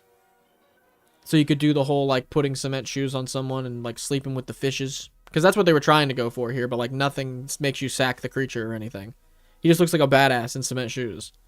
It should have been a pair of Cement Shoes sitting at the bottom of an ocean. That would have been sick. Citizen's Crowbar. When it enters, make a citizen. Equip creature has 1/1. You can sack it to destroy an artifact or an enchantment. Even the score draws you a bunch of cards. Make it disappear, counters the spell. Run out of town. Returns target non-land permanent to the top or bottom of its owner's library. And sleep with the fishes. Boom, he even has a Sleep with the Fishes card. Why not make the boots? Or whatever. When Sleep with the Fishes enters the battlefield, tap enchant creature and you create a 1/1 blue fish creature token. Is this like a legal thing? Are they not allowed to reference a saying that has to do with death and then have the card kill something? Is that like a legal thing? Like, you know what I mean? Like, if I had a card called... I mean, like, this is a great example. A card called Sleep with the Fishes and then had it, like, kill target creature. Like, is that not a thing that they can have in their game? Because Sleep with the Fishes literally means, like, someone dying, so they can't put that on the card. Because it's weird to have Cement Shoes and Sleep with the Fishes just tap something. It's like, I don't know about you, but I'm pretty sure that in real life, that's a pretty done deal. I don't think you're ever untapping from that. Okay, so we got the commune, we got the office, we got the negotiation tools, we got the market analysis, we've got the employees, a little business meeting action. Make sure there's nothing else here underneath these lands. No, ma'am. All right. Awesome deck. Really enjoyed this one. That felt like a good movie. You know what I mean? You know the opposite feeling? Like, you know when you're watching a really good movie and it goes by quick? Do you know when you're watching a good movie and it goes by slow? Have you ever experienced that? Where you're just, like, loving it and you're like, there's more? I felt like that when I was watching Marty McFly. I was like, this is cool. This feels like the end. Oh, okay, there's more. And then an hour later, I was like, oh my gosh. He hasn't even made it to Japan yet. What's going on? Like, it was like watching Forrest Gump. It's like a good movie where you're just like, wow, there's more to this. Cool. That's how I felt about this deck. Every time I'd finish a section, I'd be like, there's another cool-ass section. But we have murder, like, so it can't be that. Oh, true. We literally have a card murder that destroys something. It's so weird then. That just feels like a missed opportunity. Exactly. Yeah, that's weird. There's probably a ton of black cards that reference, like, death and destroy something. Maybe because it's blue? And they were just like, that's weird to have a removal spell in blue. But, like, even that, I feel like the boots could have been better designed. Okay. We're moving on to Clear Reason. I'm going to go grab another coffee real quick. And then we will start this one. Clear Reasons. We will survive this night. That's a really cool moon icon. Looks like cheese. Catilda Dawnheart Prime. Selesnya Humans. And the deck is built around Catilda Dawnheart Prime. Green-white, 1/1, protection from werewolves. Humans you control have tap, add 1 mana of any color of this creature's colors. Pay 4, a green and a white, tap it, put a 1/1 counter on each creature you control. So yeah, we're going to be running humans, going wide with humans, buffing our humans, adding mana ramp to our humans so we can play more humans. Humans! I'll be right back. Grab my coffee. Bust out the Tenebster. Gotta bust out the Tenebster shirt, dude. You think my local game store is getting free publicity this entire stream, dude? You crazy? Are you nuts? Wizards of the Coast missed an opportunity? Shakinski. Alright. Catilda, looks like we're organized too. Oh, I love you. Oh, I love you. Oh, I love you. Thank you. Okay. +1/+1 counters. Apprentice Sharpshooter is a 1/4 with training. Continuous Troop or Contortionist Troop. Oh, let me catch my breath. I always do this. I come up from upstairs. I also have like 2 coffees in me right now. So I'm like, la, la, la, la, la. Let me chill and drink my 3rd coffee.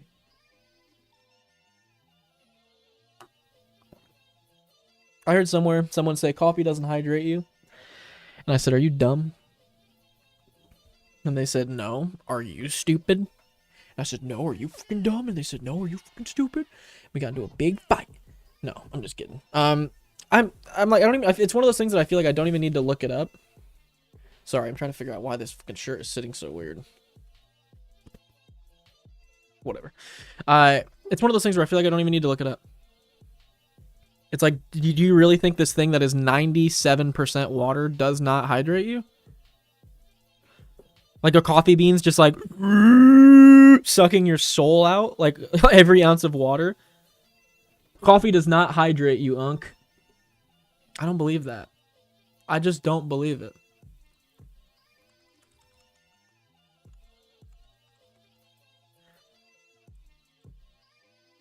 No, moderate coffee consumption does not dehydrate you. Hold on. So it doesn't do either. It doesn't dehydrate you, but it also doesn't hydrate you. Okay, does excess coffee consumption hydrate you? I'm just curious now. Wow, moderate coffee consumption contributes to daily fluid needs as hydrates, but excess consumption. Wait, moderate coffee consumption, around 2 to 5 cups, contributes to daily fluid needs. Hey now, contributes to daily fluid needs and hydrates. But excess consumption, generally 500 milligrams of caffeine or 5 cups, can lead to mild diuretic effects, which I'm guessing is dehydration. Yeah. So having too much caffeine. So there is a weird hydration middle ground. That's weird. So if you drink 2 to 4 cups, you are getting a little bit of hydration. But if you exceed that, the caffeine will dehydrate you. And if you go below that, it does nothing. That's weird. I'm right. The sweet spot. I'm about to get hydrated as shit off this 3rd cup.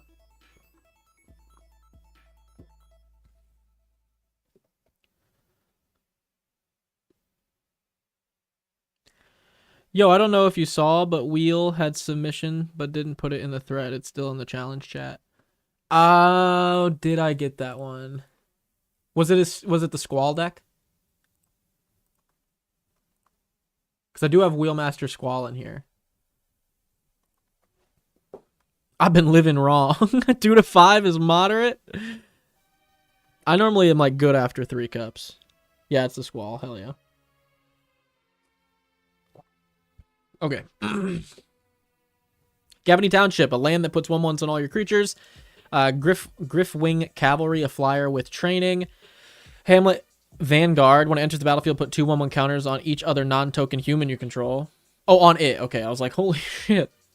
Hopeful Initiate, 1-drop, 1/2 training. You can remove counters to destroy artifacts or enchantments. Karm Bastion proliferates. Parish Blade trainee has training. Savior of Olenbach is a Olenbach. 1 and 2 white, 1/2 with training. When it trains, exile up to 1 target card from a graveyard. No. Creature from the battlefield or creature card from the graveyard. When it leaves the battlefield, put the stuff back onto the battlefield.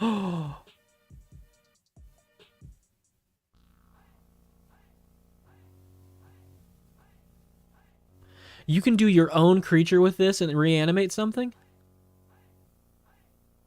Hey, as a reanimator player, I think that's sick.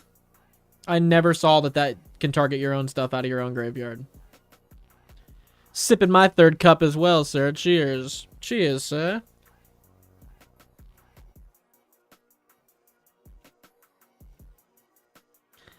Oh, crap. I think I made mine before the thread, so it might not be there. We did one of yours, LJL. I swear. Maybe we did. Maybe we didn't. I think I'm just thinking about when I said your name earlier in chat. Well, we'll get it. Well, don't worry now. Well, don't freak yourself out now, buddy. We'll get you on here. Don't you worry. If you're not on here, we'll get you on here. We got Guara. We got 3 Hoenn. We got Wheelmaster. We've got Quasi Crafter. We've got Crypt Knight. Okay. We do not have you. But that's okay, dude.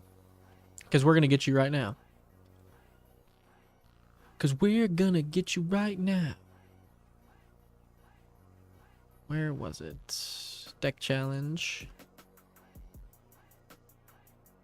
LJL, yours is the Strixhaven?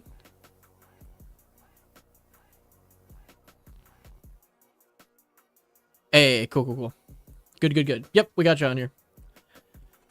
Okay. Parish Blade trainee has training. I'm just going to say like has training and stuff like that because that's just what these are for. They're for 1/1 counters.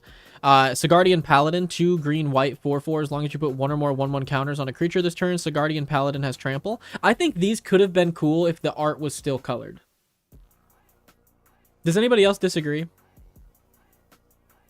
I think these borders would have been actually pretty sick if the art just would have been in color still. Like, I like the like worn down wood on the sides. I think the white text looks really good on these. It's just the fact that there's no color in the art. Like, if the art had color, I think these actually would have been sick. As long as you put one or more 1/1 counters on a creature this turn, it has lifelink and trample. Pay 1 a green and a white. Target creature you control with a 1/1 counter on it gains lifelink and trample. Actually, not bad. 100%. Yeah, I was not a fan of the black and white. I like the idea, but not the execution. Damn, I never got around to making one for this. You're good, Lunar, because you just might have time to make one still. Because I'm gonna make a video out of this and then make a more public announcement to submit some decks, so hopefully we can get some more people on Discord. And I'm gonna make like a video out of it to make some all for one decks. So you guys will probably get, not even probably, you guys will get another chance to make an all for one deck. So if you want to submit the one you already submitted, that is fine. And if you want to submit a different one, once we get the more public announcement, it's all good. It's all good.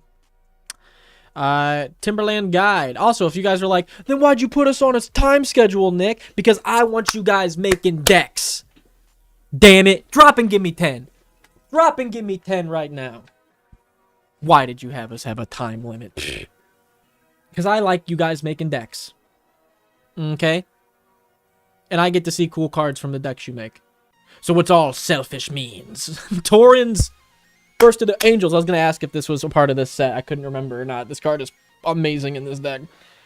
1 green, white, 2/2 training. Whenever you cast a creature spell, you create a 1/1 green and white human soldier creature with training. Holy shit. Sir, yes, sir. Unruly Mob. Whenever another creature you control dies, put a 1/1 Unruly Mob. Sounds like E40. E40. Unruly Mob. Put a 1/1 counter on Irrelevant. Damn, bro, Nick really did get me to make a deck. I wouldn't have made one otherwise. See? That's why. We make people make decks around here. Awesome, I'll start brewing. Hell yeah. Yeah, if you guys want to start brewing a new one, go for it. You got time. Dawn Heart Wardens. You know what? I'm spitting a freestyle real quick. I'm amped up. That coffee's hitting. That third coffee's hitting. Oh. Different beat, different beat, different beat, different beat. Oh. Oh, yeah. Can I do a second one? Yeah, feel free. If you want to submit a new one, if you already submitted one, that is completely fine. If you want to submit your old one, that's fine. If you want to make 3 or 4 of them, go for it. Go for it. I probably won't be doing reviews like this for all of them. Because that's going to be more of a I'm deciding on the ones that I like video. All for one. Every card from the same set. We the same match. We from the same set. We rap the same set. Who? I get some dang rest. They sleeping on the kid. Ooh. They sleeping on me. Sleeping on the Nick. Ooh. Nick's Lotuses with Lotuses and shit. Ooh. What's your favorite rap album, Nick? Oh my gosh. Favorite? Oy, oy, oy. What's my favorite rap album? Let me think. Because I don't want to answer this too quickly.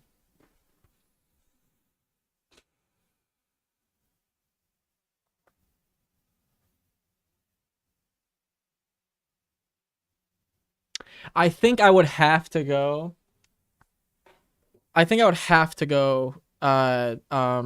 Section 80. Kendrick Lamar. It's like it's almost a tie between Section 80 and Good Kid, Mad City. Like, and it's weird to have the same artist as your top two, but like those albums were insane because I was not into rap before that. So those were like the 2 albums that got me into rap. I got shown. Oh, Kendrick fan. Guara says Kendrick fan. Kendrick fan, Guara. Kendrick fan, Guara. Hold up. Hang on. Hold up. Do you like this little dude? You like this guy I picked up? I picked him up at a thrift shop. He doesn't have feet. But I was like, shit, man. I don't care. That thing's sick as hell. Okay. I mean, you could say I'm a Kendrick fan. With the serialized Damn album. I got number 43,813, so it's not that cool because there's a shit ton of them. But I got one. I've also... Sorry, I'm going on a show and tell.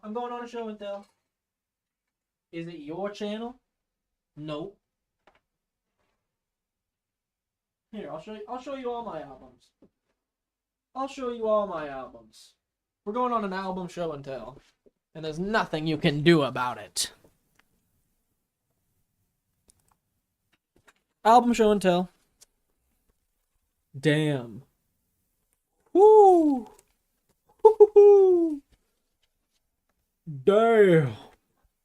Yeah, damn sick. We got Damn. We got Logic, Under Pressure. Still one of the coldest albums. We got Mac Miller, Blue Slide Park. First vinyl I ever got. First vinyl I ever had. Ooh. And there it is. And there it is. Good Kid, Mad City. You can't go wrong with that bad boy. Sorry, everybody in chat that wanted to see this deck. I'm showing you my vinyls really quick. MF Doom and Bishop Naru. If you like boom bap lyrical stuff, this is a cold album. A super old shitty copy of Dark Side of the Moon I got at a garage sale. But hey. My Dark Twisted Fantasy, is that what this is called? Beautiful Dark Twisted Fantasy. It's got all the artwork in here too. It is so cold. This is one of my favorite vinyls I have. Opens up 3 ways, and it's got all the different artworks, so you can swap out this little square here with all the different things that guy did, which is sick. Oh my god, it just gets better. How about this one? J Dilla JD Donuts, dude. This is a banger. I forgot about this. When I was getting really into beat making, I picked this up. Oh, okay. Well, hey, LJL, when it comes to rap, I only ever listen to the old stuff. You talking like that? You talking like that? Are you talking like more underground new stuff like Earl Sweatshirt? You talking Earl Sweatshirt? Maybe you talking Earl Sweatshirt again. Maybe you're talking Earl Sweatshirt again. Oh, I know what you're talking about. Old school, old school. So you're talking like Mos Def? You talking Mos Def with that? You talking Mos Def? How about Drake? Take Care. Still one of my favorite albums of all time. Oh, do I have a second copy? The alternate copy of Good Kid, Mad City? Yeah, I do. Yeah, I do. And that's my collection. And that's my collection right now. That's what it is as it stands. That didn't sound great. That's what it is right now.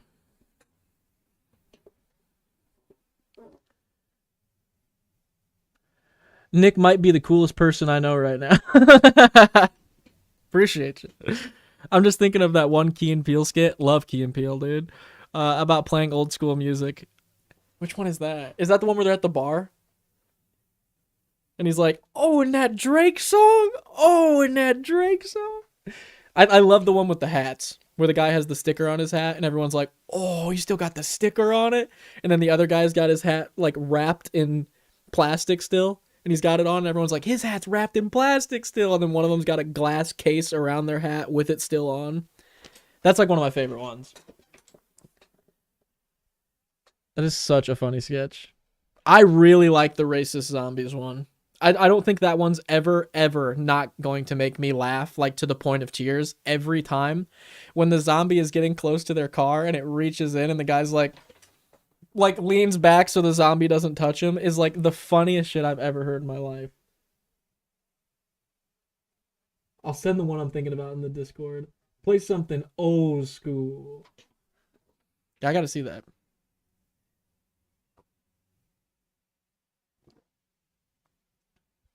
That shit's funny. Why'd my music stop?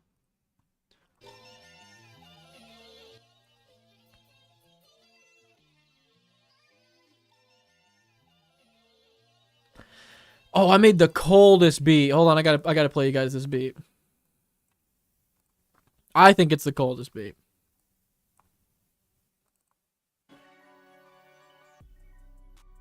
This one's pretty cold too.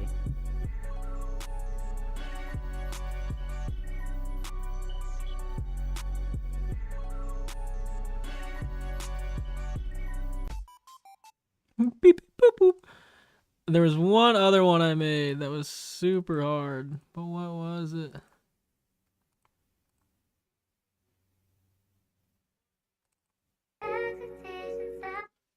Don't copyright strike me for that 2 seconds. Don't you fucking do it.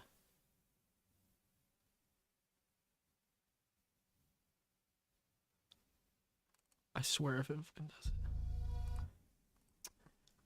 Well, where did I put that?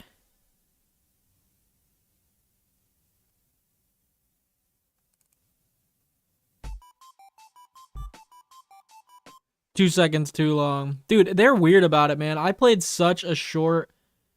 I mean, it wasn't that short. It was like fucking 5 seconds of like a League of Legends trailer in my video, and they copyright struck it quick. I had to get home and change that shit like super quick.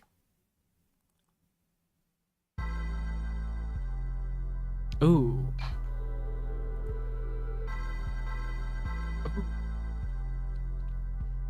What are you doing to me?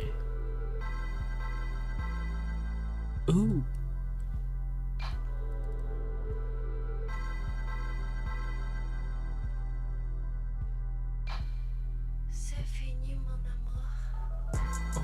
Ooh. I put banger maybe. Banger maybe? How about banger yeah? How about banger? I barely even know her.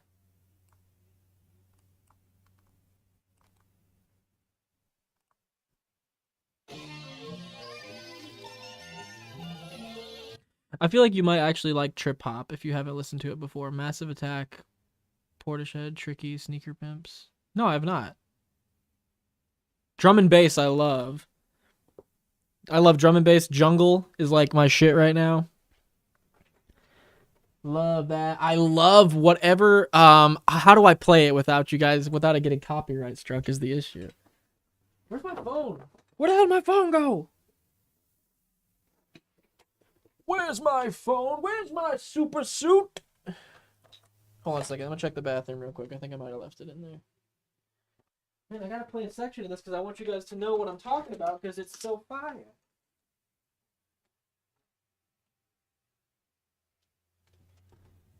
It's not in there. Okay. I'm just gonna pull it up on a tab where you can't see it and just tell you the type of music it says it is.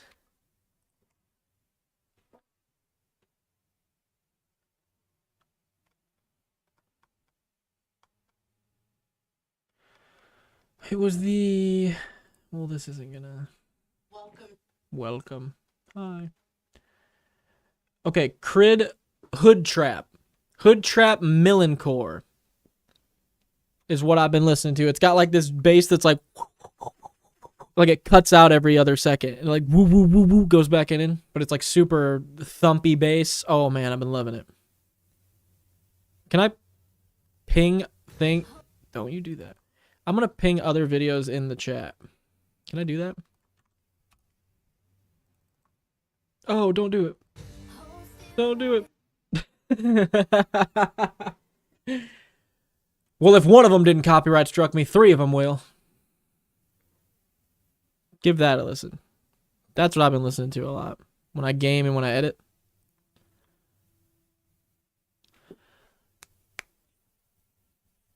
I'm going to check those guys out, though. Massive Attack. Massive Attack sounds familiar for some reason. Portishead, Tricky, Sneaker Pimps. Sneaker Pimps sounds a little familiar. I'm probably thinking Speaker Knockers. Okay. Anthem effects. Dawnheart Wardens, 1 green, white, 3/3 at the beginning of combat on your turn. If you control 3 or more creatures with different power, creatures you control get +1/+0. Glorious Sunrise at the beginning of combat on your turn. Choose 1. Creatures you control get +1/+1 and gain trample. Target land gets the ability to tap for 3 green until end of turn. Draw a card if you control a creature with power 3 or greater, or you get 3 life. Yeah, the 1/1's pretty good. Intrepid Adversary. You can pay 1 and a white and then 1 and a white any additional times to make copies or to have it enter with Valor counters on it. And every creature you control gets 1/1 for each Valor counter on Intrepid Adversary, jeez. Sigarda, Champion of Light. Is this an anthem? Yeah, humans you control get 1/1. That's cool. 1 green, 2 white, 4/4 flying trample. Humans you control get 1/1. Whenever Sigarda attacks, if you control 3 or more creatures with different power, look at the top 5 cards of your library. You may reveal a human from them, put that into your hand, and the rest on the bottom.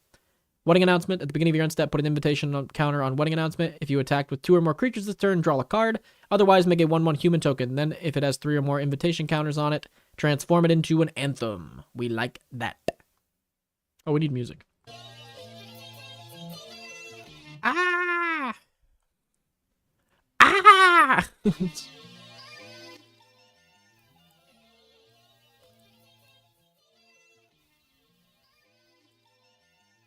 There we go. Coven. So Coven is the having three or more different creature type or powers, which I think we've already talked about most of them. Ambitious Farmhand, if you have Coven, you can go ahead and transform it into this, which is a 3/3 lifelink. Augur of Autumn, you can look at the top card. You may play lands from the top of your library. As long as you control 3 or more creatures with different powers, you may cast creature spells from the top of your library. Contortionist, we already talked about. Dawnhort Mentor. When it enters the battlefield, create a 1/1 white human. Coven for 5 and a green. Target creature you control gets +3/+3 and gains trample. Activate only if you control 3 or more creatures with different power. Pretty okay. I wish this one, you could just activate that ability even if you didn't have Coven. But if you had Coven, it would cost 3 less to activate. That'd be fire. Dawnhart Wardens we talked about. Ritual Guardian at the beginning of combat on your turn if you control 3 or more different powers. It gains lifelink until end of turn. And Sun Gold Sentinel. 1 and a white, 3/2. When it enters the battlefield, exile up to 1 target card from a graveyard. Pay 1 and a white. Choose a color. Sun Gold Sentinel gains hexproof from that color until the end of your turn and can't be blocked by creatures of that color. Activate only if you control 3 or... That's a very random card. The first ability just has like nothing to do with the second ability. That's funny. Card draw. Ambitious Farmhand. Augur of Autumn. Briarbridge Tracker lets you investigate when it enters. Cloaked Cadet, whenever 1 or more 1/1 counters are put on a human you control, draw a card. That is a 5-drop. That's pretty good, though. I mean, it's a 5-drop, but, like, the ability, that's actually solid. Did I stun lock the chat with my, all messages? With my music? Everyone's listening to that song now, like, holy shit. Glorious Sunrise, Investigative Journal. We can remove a suspect counter on it. Wait. When it enters, put a suspect counter on it equal to the number of creatures target player controls. Remove a suspect counter from it, pay 2, draw a card, pay 2, sacrifice it, draw a card. Okay. Laid to Rest, 3 and a green, enchantment. Whenever a human you control dies, draw a card. Whenever a creature you control with a 1/1 counter on it dies, gain 2 life. Resistance Squad. 2 and a white. 3/2. When Resistance Squad enters the battlefield and you control a human, draw a card. Sure. Rise of Harmony. Whenever a creature enters the battlefield this turn, draw a card on an instant. That's actually really good. It doesn't even say non-token. That's really fucking good. Damn. Search Party Captain. When it enters, draw a card. Sigarda can let you dig for humans. Sigarda's Splendor. When it enters the battlefield, note your life total. At the beginning of your upkeep, draw a card if your life total is greater than or equal to the last noted life total. Then note your life total. Whenever you cast a white spell, you gain 1 life. That's a cool card. Mono white, that's actually good card draw. You know what? Damn it, I'll say it. That's not too bad.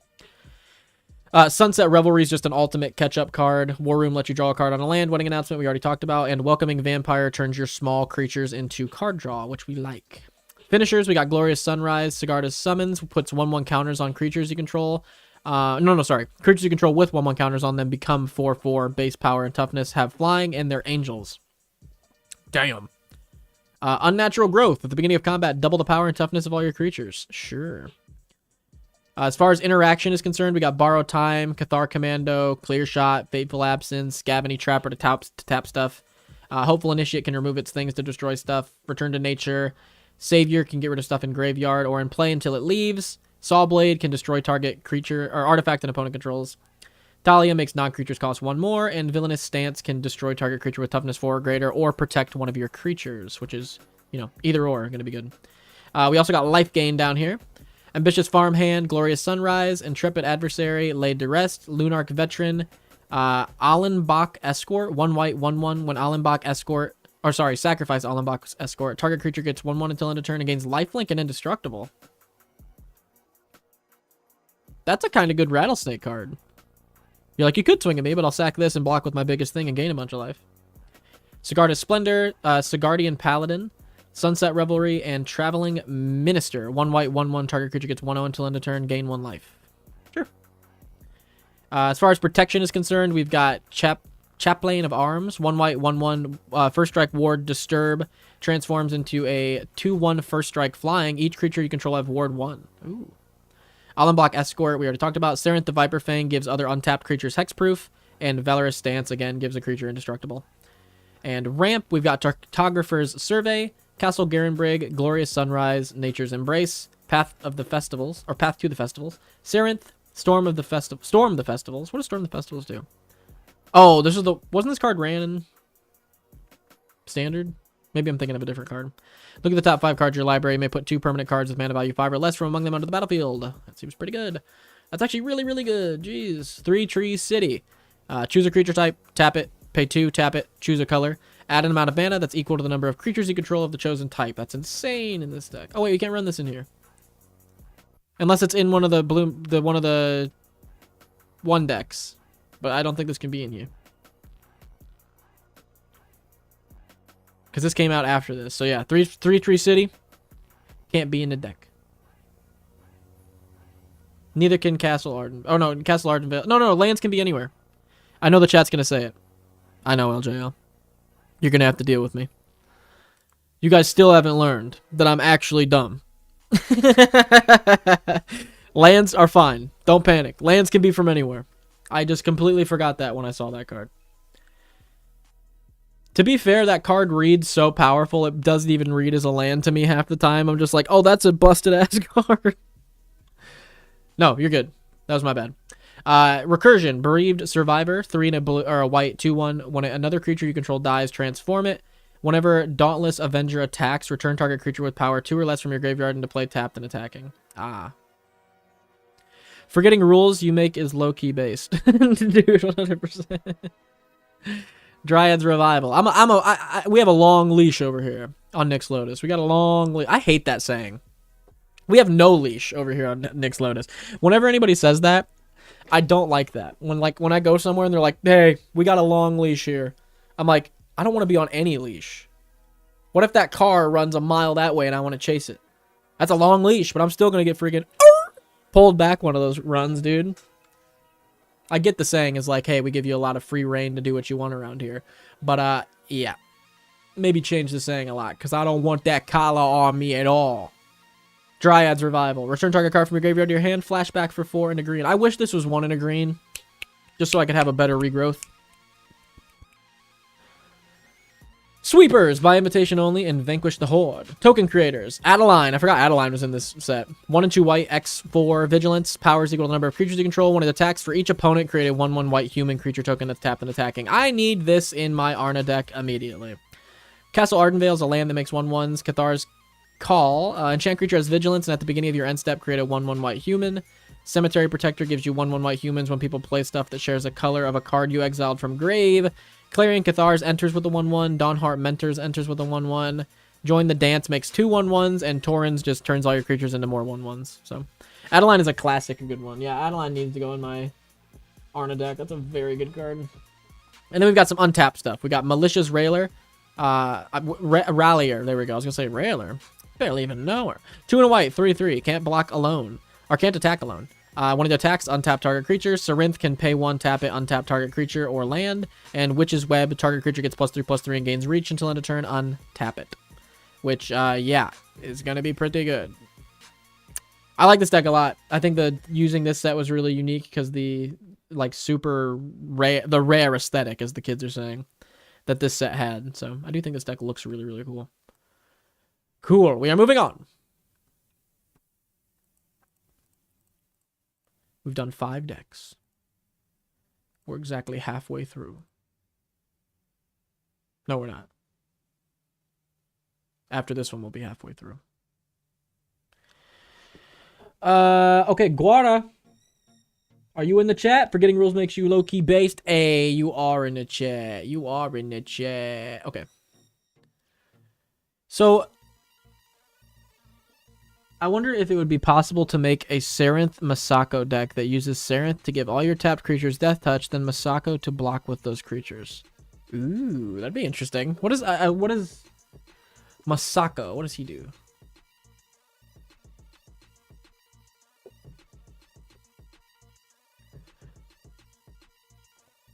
Ooh, that's a funny ass idea. This deck is buns. No, it's fine. You got a Bristly Bill in here, dude. This deck's not buns. You are already a strong deck. So you went with Outlaws of Thunder Junction, Guara, which I respect the hell out of. The commander choice was Willie Duke or Wiley Duke. I got a Wiley Duke, dude. Atten Hero. 1 a green and a white for a 4/2 vigilance. When Wiley Duke, Atten Hero, becomes tapped, you gain 1 life and draw a card. So you're going to try to tap Wiley other ways besides combat because Wiley's got vigilance. So that's interesting to get his effect. Creatures. Ankle Biter. Love that. 1 green, 1/1 death touch. That's my shit. OTJ, my goat. Aloe Alchemist. 1 and a green, trample. When Aloe Alchemist becomes plotted, target creature gets +2/+3/+2 and gains trample until end of turn. Blushy Bill gives your lands 1/1 counters, or turns your lands into 1/1 counters. Dust Animus, 1 and a white, 2/3 flying. If you control 5 or more untapped lands, Dust Animus enters the battlefield with 2 1/1 counters and lifelink. Ooh. Frontier Seeker. Look at the top 5 cards of your library, reveal a mount creature or a plains card from them and put them into your hand. Bristlebar Bandit is a mana ramp guy, so is Intrepid Stablemaster. Marion Herd Whisperer. As long as it's your turn, mounts vehicles you control have hexproof. Whenever a mount or vehicle you control attacks, put a 1/1 counter on it. Raucous Entertainer. 1 and a green, 2/2. I haven't seen this card. Pay 1, tap it, put a 1/1 counter on each creature you control that entered the battlefield this turn. What?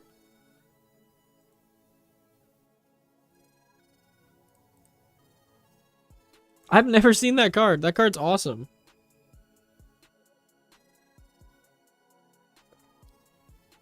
Hey, yo, tell your friend over there to keep his wily dukes to himself. LJL. You took the words out of my mouth. The question is, do I go get another coffee? I think the answer might be yes. I can just feel my throat getting dry. I'm getting one more. Once again, OTG proving a sleeper goat, no debate. Maybe zoom in on the page so you don't have to lean forward. I hate Architect, dude. It's just such a pain. Look at, and then the picture quality goes down when you zoom in. Ads on the page. Weird to organize stuff. Picture quality goes down when you zoom in.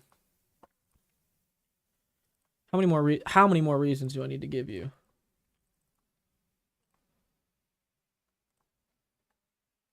Oh, how do I get those back to not looking like shit? Oh, I go really small again. This is goldfish? Ugh. Ugh. That's why I'm having such a difficult time.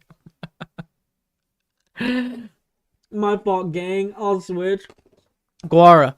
I'm not trying to shame you or anything, my guy, but please go to Moxfield. For the betterment of you. For the betterment of you, dude, I want your life to be better. I hate this. It's so small. If I had a nickel every time I've said that. Have you considered tuna instead? Maybe salmon? Yeah, MTG Tuna's got a pretty good one. Herd. Okay. Seraphic Steed. Green, white, 2/2. First strike, lifelink. When Seraphic Steed attacks while saddled, create a 3/3 white angel creature token with flying. Stubborn Burrow Fiend. 1 and a green, 2/2. When Stubborn Burrow Fiend becomes saddled for the first time, mill 2 cards, then saddle whatever. It gets +X/+X for X the number of creature cards in your graveyard. Doesn't get trample? Lame. Trained Ernx. 1 and a white. 3/1. When trained Ernx attacks while saddled, it gains first strike. Voracious Varmint. 1 and a green. 2/2. Vigilance. Sack it. Destroy target artifact or enchantment. That's a good Rattlesnake card. Aven Interrupter. Exile a target spell. It becomes plotted when it comes into play. Cool. Sorry, I'm reading these kind of fast because I'm like, it is far away from me right now. 2 and a green, 3/3. When Beastbond Outcaster enters the battlefield, if you control a creature with power 4 or greater, draw a card, plot for 1 and a green. Claim Jumper, 2 and a white, 3/3. Just a catch-up card. Congregation Griff, 1 green, white, 1/4, flying, lifelink. When it attacks while saddled, it gets +X/+X until end of turn, where X is the amount of mounts you control. Sure. Drover Grizzly, 2 and a green. I drove her Grizzly. Absolutely feral. I drove that girl Grizzly. 4/2. When it attacks while saddled, creatures you control gain trample. I wish that's what they would have done with, never mind, with vehicles, because it doesn't make sense lore-wise, but I would play more vehicles if they could drive themselves, if they were self-driving vehicles, dude. Ornery Tumblewag. 2 and a green, 2/2. Combat at the beginning of it. Put a 1/1 on target creature. When Ornery Tumblewag attacks while saddled, double the number of 1/1s on target creature. Outcast Green Blade. 2 and a green, 1/2. When it enters the battlefield, search your library for a basic land card or a desert card. Put that card in your hand and shuffle your library. That's right, baby. Gets 1/1 for each desert you control. You run deserts in here? Oh, yeah, you do. Oh, yeah, you do. 1 second. I'm eating this lozenge real quick.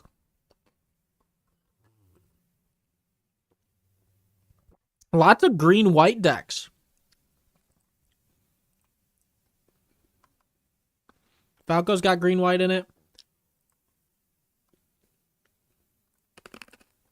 Catilda is green-white. This one's green-white. There might be another deck that's green-white. Maybe. Yeah! Transformers are self-driving vehicles with living metal.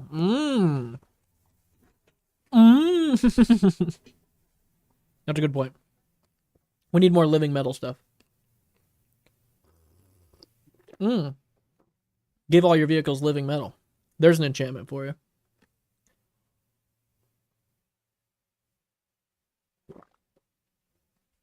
My coffee is not. Man, this plane ain't big enough for the both of us. One of us gonna have to scram. One of us gonna have to get licking. It would actually be pretty cool to get more living metal stuff. Yeah, it really would be, honestly. It's a cool mechanic. They need to do that more. Introduce a new mechanic that fixes an old mechanic. Like introducing living metal to make like vehicles more fun. Like, I feel like you could do that with a bunch of different stuff. Outcast Trailblazer. 2 and a green. 4/2. When it enters the battlefield, add 1 mana of any color. If you control a creature with 4 or greater, when it enters, draw a card. Plot for 2 and a green. Oh. Excuse me. Rambling Possum. 2 and a green. 3/3. When it attacks while saddled, it gets 1/2 until end of turn. Then you may return any number of creatures that saddled it to their owner's hand. Oh. Kind of a cool, like, hyper budget option if you, like, don't want to spend $1 on Timir Sabertooth. That's kind of cool. I think the music pieced out again. It did piece out again. LJL, thank you. Every time I'm like, forgetting the music, dude.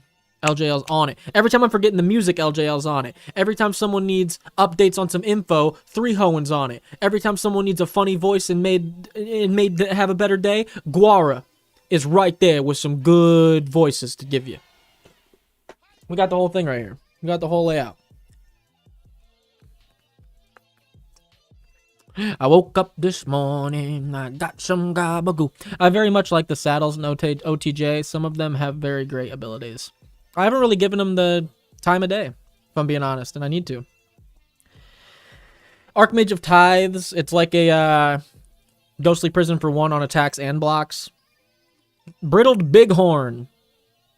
It's like the smallest art. He's just like in the middle of this empty space. Brittled Bighorn. Okay. 3 and a white, 3/4 vigilance. When it attacks while saddled, create a 1/1 sheep. Oh, I like there's a little shadow of a sheep in the background. How cool. The white one that can tutor out small creatures seems cool. Yeah, that guy does seem cool. What was his name? That one? No. What was the small creature one? I swore we read that already, didn't we? I guess not.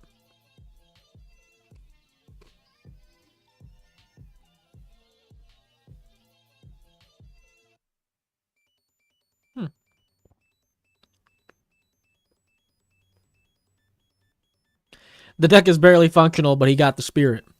I don't know if it's in this deck. There's a white one that gives all your creatures 1/1 counters, and then you can gain life for each creature you put a counter on. Ooh. Oh, Shepherd of the Clouds. That's the low cost one you were talking about. Yeah, and then Bounding Felidar. Those are the two you guys are talking about. Shepherd of the Clouds and Bounding Felidar. Yeah, those are good. I mean, we'll get Giant Beaver out of the way. Everybody say your jokes. Everybody laugh. Come on. 3 and a green, 4/4 vigilance, saddle 3. If it attacks while saddled, put a 1/1 counter on target creature that saddled it.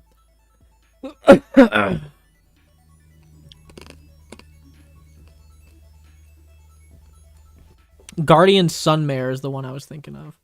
Guardian Sunmare.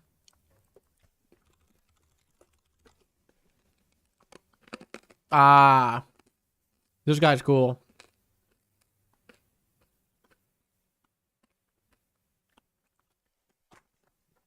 And Guara watches How I Met Your Mother. What? We got too many good people in this chat, dude. Too many good people in this community. Some good Kendrick Lamar loving, How I Met Your Mother watching dudes.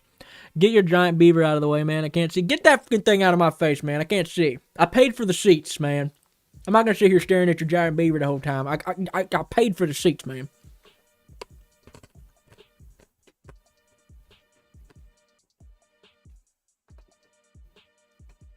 I'm literally Barney Stinson. Fuck you mean? Yeah, I am him.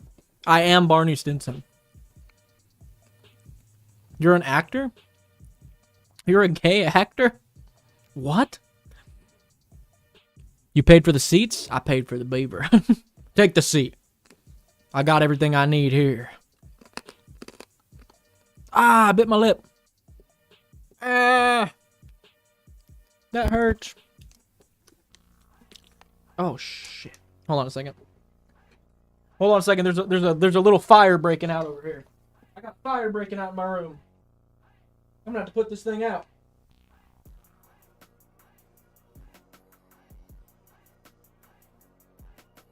Oh man, it's not giving. It's not giving. Hold on a second. This fire's not giving out.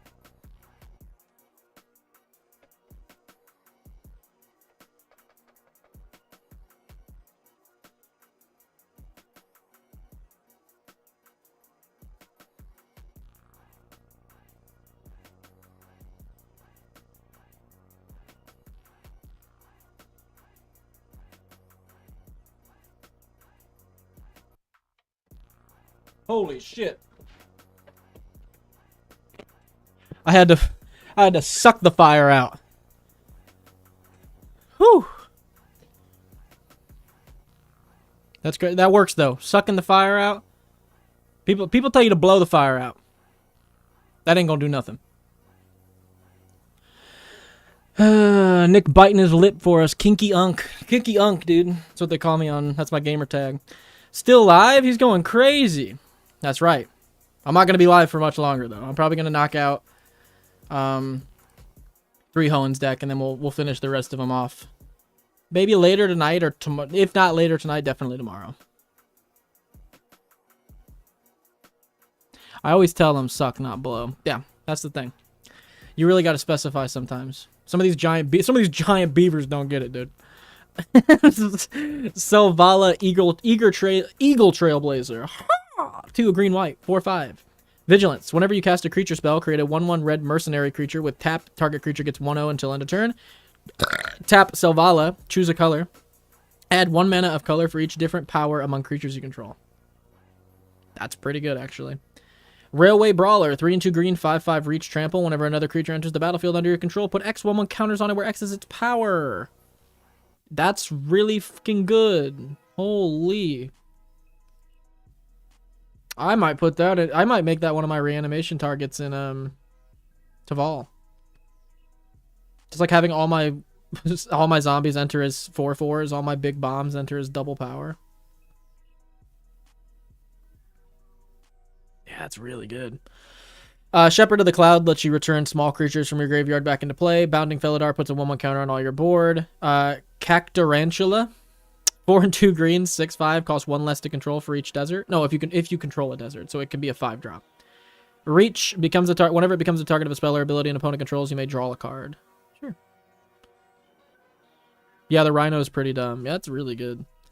Spinewood's Armadillo, 4 and 2 green, 7/7 reach, ward 3, pay 1 and a green, discard Spinewood Armadillo, search your library for a basic land card or a desert card, reveal it and put it into your hand, then shuffle. Sure. Why not? Final Showdown's amazing. Protect your stuff or wipe the board at instant speed. Getaway Gleamer, good removal. Requisition Raid, good removal, plus you can buff up your whole board. Rustling Rampage, good removal. Smuggler Surprise. Were you the one that played this against me? Or was this on a deck that I reviewed? One or the other. This card's incredible. I'm picking one of these up for my Taval deck, like, immediately. Oh, no, one of you guys did play this against me. Because I remember looking at it and being like, oh, I'm picking one of these up for Taval. What's up, PMAC? How we doing, my guy? Yeah, for Taval, this is incredible, dude. 1 green, instant, spree. If you pay 1 plus a 2, mill 4 cards, then you may put 2 creature cards or land cards from among them into your hand. If you pay the 4 plus green, you may put up to 2 creature cards from your hand onto the battlefield. And if you pay the +1, creatures you control with power 4 or greater gain hexproof and indestructible. Mills myself, gets lands out of my graveyard into play or into my hand to trigger Taval. Can cheat fat creatures that get stuck in my hand with Taval into play. And protects my fat creatures. I don't know what else I need to say. Steer clear. Good removal. Trash the town, putting 1/1 counters on stuff, or you can have something gain trample, or until end of turn, target creature gains. When this creature deals combat damage, draw 2 cards. That's not bad. Bovine Intervention, good removal. Dance of the Tumbleweed, good mana ramp. Ariadne's Lullaby, good removal. Gold Rush, create a treasure token until end of turn. Up to 1 target creature gets +2/+2 for each treasure you control. That's actually sick. I want to save that one too. That's actually a really cool card. Throw from the Saddle. 1 and a green, target creature you control gets +1/+1 until end of turn. Put a 1/1 counter on it instead if it's mounted. Then it deals damage equal to its power to target creature you don't control. It's not bad.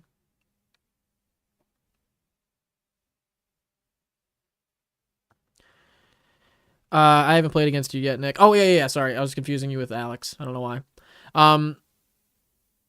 We need to play. Guara, do you have Tabletop Sim? I'm trying to play with a bunch of people from the community. Like, most nights I reach out around, like, 7 or 8 Eastern Standard Time. So, like, I live in Indiana. In America. Now, I don't know about you, but I live in America. Where it's 8 o'clock when it's 8 o'clock. I can get it. Yeah, it's a Steam game, and, dude, I've been playing it with the community a ton, so if anybody wants to get Tabletop Sim and run some games, that's, like, the best way to play with me right now. I'm actually going to make a video about it, because I've been having such a good time playing with it. Tumbleweed Rising, 1 and a green sorcery, create a 1/1 green elemental. Whoa! This is why I don't like this website, man. These websites keep jumping around whenever they feel like it. 1 and a green, create a XX elemental creature token, where X is the greatest power among creatures you control. Another round, exile any number of creatures, then return them into play. Repeat this process X times. Jeez. Damn, I need to save that one too. That's good. One last job. 2 and a white with spree. +2, return target creature card from your graveyard to the battlefield. +1, return target mount or vehicle card from your graveyard to the battlefield. And +1, return target aura or equipment card from your graveyard to the battlefield. So it's creature, it's like anything reanimation. Creature, this is sick. Bro, that's 8 a.m. around these parts. Yeah. That's how it goes. That's how... 8's just, like, the best time I've found to play with people. We got 3 Hoenns, like, always down to play. So, like, we pretty much always got 2 people playing. But I want to play with, like, a bunch of different people. So, if you guys want to pick up Tabletop Sim, I would love to play some. Like, literally just reach out most nights around, like, 7 or 8, and we'll probably be looking for a group anyway. Full steam ahead. 3 and 2 green, sorcery. Until end of turn, each creature you control gets +2/+2 and gains trample, and this creature can't be blocked by more than 1 creature. That's really good. Wait, this is really good, actually.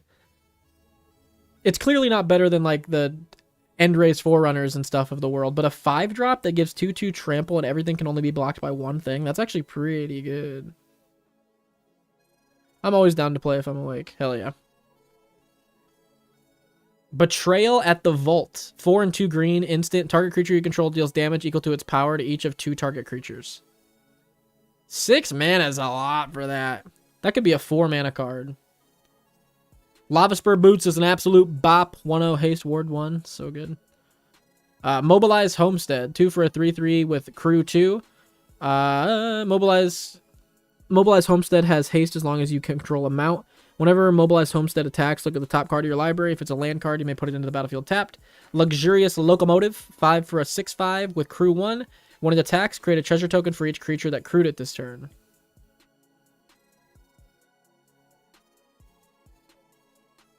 When it says crew, activate only once each turn. Can you crew as many creatures that one time as you want, though? Because that's actually not a bad card. In a token deck, that's actually kind of crazy.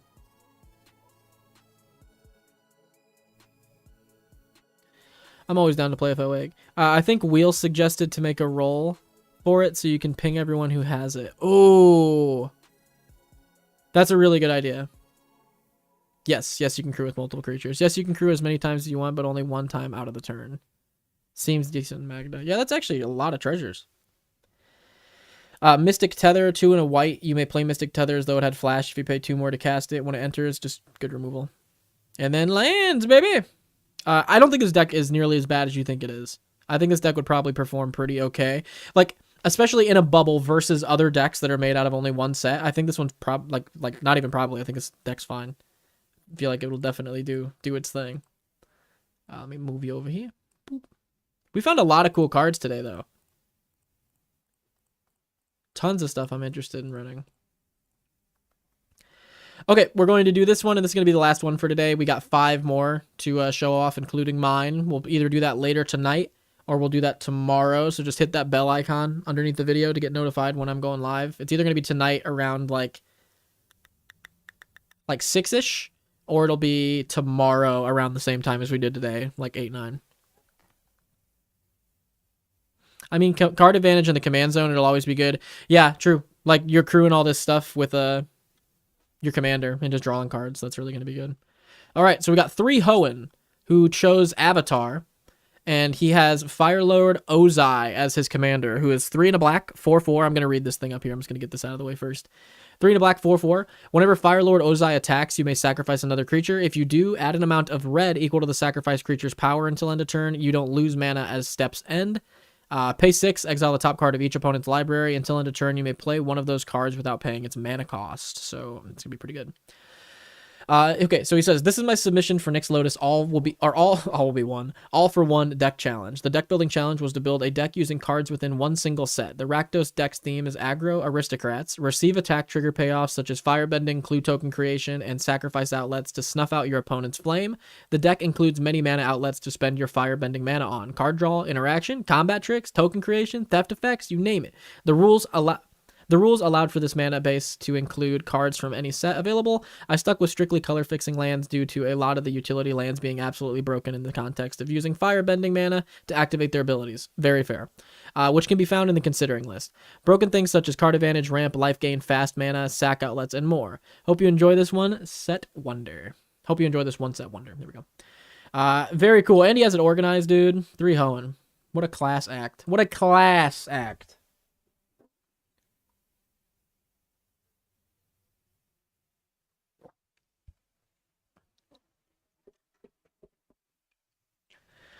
I mean, card advantage. It's my turn. Damn, I'm not gonna be up that early. Which one? If I go live later tonight or if I go live tomorrow? What an inspiration, honestly. Honestly, what an absolute Chad. Okay, so we got card draw. We got Azula, 3 and a black, 4/3. Whenever Azula attacks, you lose 1 life and create a clue token. Oh, this is the one that you wanted to make. I see. That would have been cool. Beetlehead Merchants, 4 and a black, 5/4. When this creature attacks, you may sacrifice another creature. If you do, draw a card and put a 1/1 counter on this creature. Seems really good. If you go live later tonight, I most likely won't be able to make it. We'll do it tomorrow then, my guy. I want you to be here, LJL, if that makes it easier. We can do it tomorrow. Hold on, let me mute my mic. I gotta get a good cough in here. Got to get a real good cough.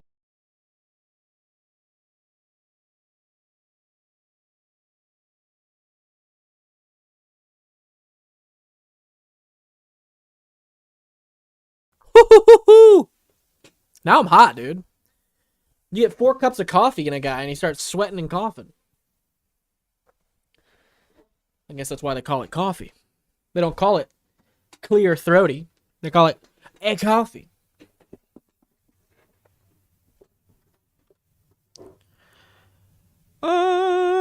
Hey, hell yeah, I'll be here for that. A real good what now? A cut? What? What did I say? What did I say? Cunning maneuver. 4 and a red. Instant. Target creature gets 3/1 until end of turn. Create a clue token. Energy bending. 2 for an instant lesson. Lands you control gain all basic land types until end of turn. Draw a card. Fist of Flames. Draw a card. Until end of turn, target creature gets 1/0 until end of turn for each card you've drawn. Very good. Founding of Omashu. 2 and a red.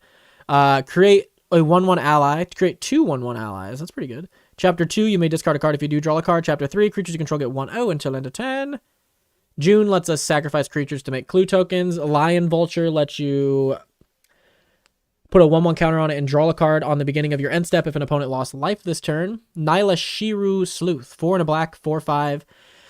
When it enters, exile up to 1 target creature card from your graveyard. If you do, you lose X life and create X treasure tokens, where X is its mana value. That's pretty good. At the beginning of your end step, if you control no clues, return target card exiled with Nylea to its owner's hand.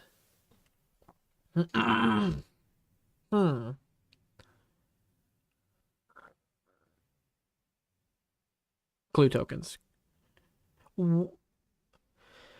I kind of like this. Would this be good in Taval?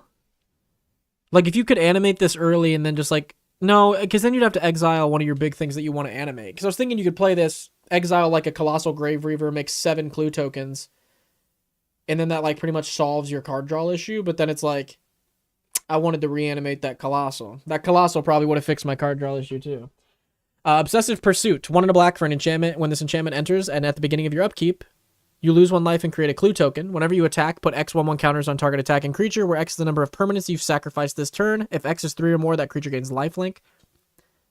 I'm going to save that as well. It's a very good card. Raven Eagle. 2 and a black, 2/3, flying. When this creature enters the battlefield or attacks, exile up to 1 card from a graveyard. If it's a creature card, create a clue token. Whenever you draw your second card each turn, each opponent loses 1 and you gain 1. Sure. It's a fun little card. Smeller Bee, dude. I barely even know her, dude. You think I'm gonna smell her bee? You're crazy, dog. 3 and a red. 3/3, first strike. Other creatures you control have haste. When Smeller Bee attacks, you may discard your hand. If you do, draw cards equal to the number of attacking creatures. I'm sorry I ever doubted you, Smeller Bee. That's crazy. Sold Out. 3 and a black, instant, exile target creature. If it was dealt damage, you create a clue token. The Legend of Roku. 2 and 2 red for a saga. Chapter 1, exile the top 3 cards in my library until the end of your next turn. You may play those. Pay 2, add 1 mana of any color. And pay 3, exile this saga and return it as Avatar Roku. 4/4, Firebending 4.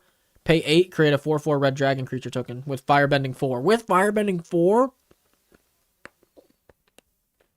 Ew. That's really good.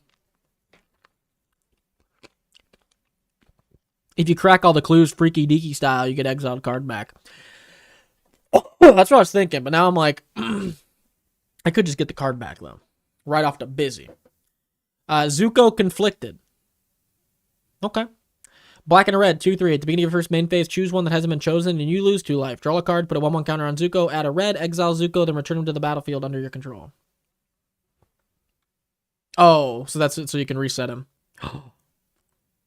Do you remember way back in the day when I was asking you guys for card suggestions for cards that explained an unspoken rule in Magic? And I couldn't explain to you what kind of card that was. This is what I mean. A new player will play this card, and they'll go down his list, and they'll be like, why are one of his things to exile? He doesn't even have an ETB. And that'll immediately get the wheels turning, and they'll be like, oh, because it's the choose one that you haven't. So if I exile and it comes back, it's a new instance of the... Okay, you know what I mean? Teaching unspoken rules like that.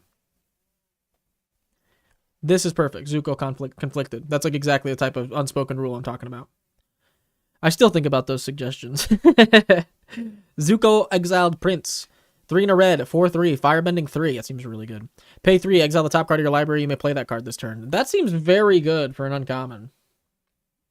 This set was so packed with like heat. So these are all your Firebending cards. Azula Firebends 2, Cruel Administrator. When this creature enters, it enters with a 1/1 counter on it. If you attacked this turn, whenever this creature attacks, you create a 2/2 red soldier with Firebending 1. Firebending Ascension. When this creature enters, create a 2/2 red soldier with Firebending 1. Whenever a creature you control attacking causes a triggered ability to trigger, put a quest counter on this enchantment. Then if there are 4 or more, you copy that trigger. Firebending Student. Starting to lose my voice. I knew this is the last deck. I knew it. I'll have to do a funny voice to get through this. Firebending Student. 1 and a red for a 1/2 prowess. Firebending X, where X is this creature's power. I'm just going to read the Firebending when we go through these. Create 2/2 red soldiers with Firebending 1. This has Firebending 2 as long as there's a lesson in your graveyard. When this enters, make a 2/2 with Firebending 1. When you cast a spell during an opponent's turn, make a 2/2 with Firebending 1. That's really, really good. Damn. Fire Nation's Palace gives a creature Firebending 4, which is nuts. Fire Nation Turret, 2 and a red at the beginning of combat on your turn. Turn 1 Soul Stare goes so hard and casual. Yeah, it does. Sorry, someone left a comment on my video. I agree. Put a charge counter on this artifact. Remove 50 charge counters. It does 50 damage to any target. Ew. Oh, and then at the beginning of your combat, you get Firebending 2 and 2. Oh, that's ridiculous. That's such a good card. Loyal Fire Sage, 2 and a red, 3/3 Firebending 1. Create a 1/1 ally. Okay, I feel like that should make 2/2 Firebendings, but... Ozai the Phoenix King, 2/2 black, 2 red, 7/7 trample, Firebending 4 haste. If you would lose unspent mana, that mana becomes red instead. Has flying and indestructible as long as you have 6 or more unspent mana. That's cool. Sozin's Comet, 3 and 2 red sorcery. Each creature you control gains Firebending 5 until end of turn. What? Holy shit. Yeah, if you got Sozin's Comet along with Avatar Roku, I mean, like, you just win. That's crazy. You should do a whole stream in that voice and never explain it. Now, welcome your pretty little heart to the stream. Today we're going to be looking at some decks.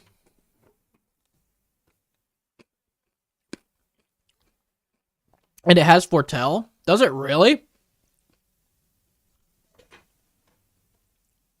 For 2 and a red? Holy shit. That's crazy. That's a crazy card. If you have the mana sinks for that, that is insane.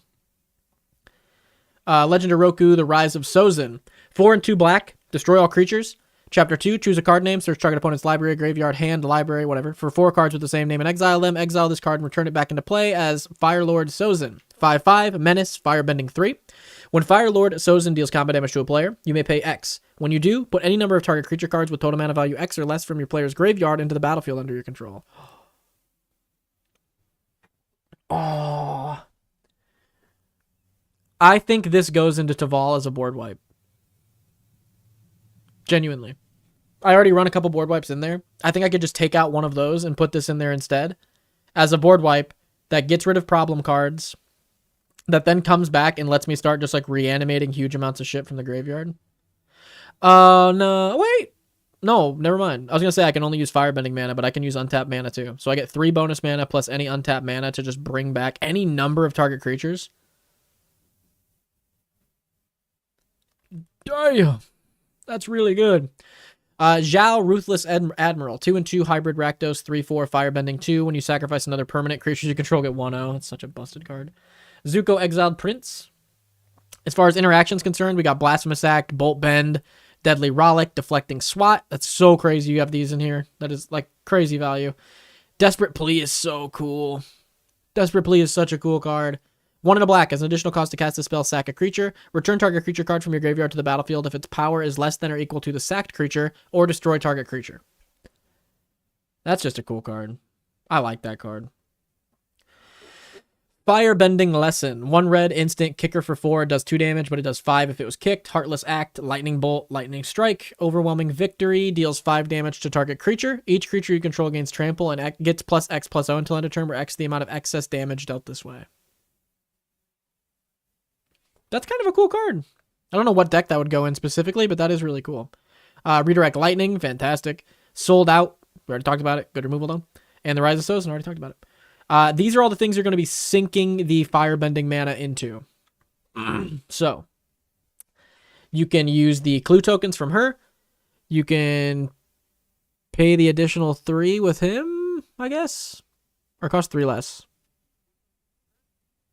So I'm not sure how that's a mana outlet. You can sacrifice the clue token with that thing. Land you control become all basic land types. You could just play this at instant speed to draw a card. If you need to play this during instant speed, you can sink your mana into it. Okay, sorry. Fated Firepower, dump all your mana into this and flash it out, and then all your stuff does X plus X damage for the rest of the game. Sure. Firebending Lesson, Fire Nation Archers, pay 5. This creature does 2 damage to each opponent, and you create a 2/2 red soldier creature token. It doesn't make the ones with firebending? What the fuck's your problem? That's weird. It's a really good sync, though. Fire Nation attacks, you get 2 of those things, but it's also got flashback for 8 and a red, so you can dump your mana into flashing that back. You can dump your mana into this creature getting +1/+0 until end of turn. You could dump your mana into putting a charge counter on this artifact. You could dump your mana into a +X/+0. Use any of your removal pieces with your mana.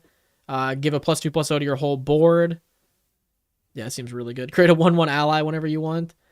Flash this into play. Enchant creature gets +1/+1 and has whenever this creature deals combat damage to a player, target instant or sorcery card in your graveyard. Yeah, flash this into play with your mana and then flash something else into play with more mana. Jeez. Again, crack the clue tokens. Dump your mana into this giant thing and buff your board. Crack the clue tokens. Buff up your board, remove stuff, crack clue tokens, use Secret Tunnels ability, remove ice counters from Dark Depths.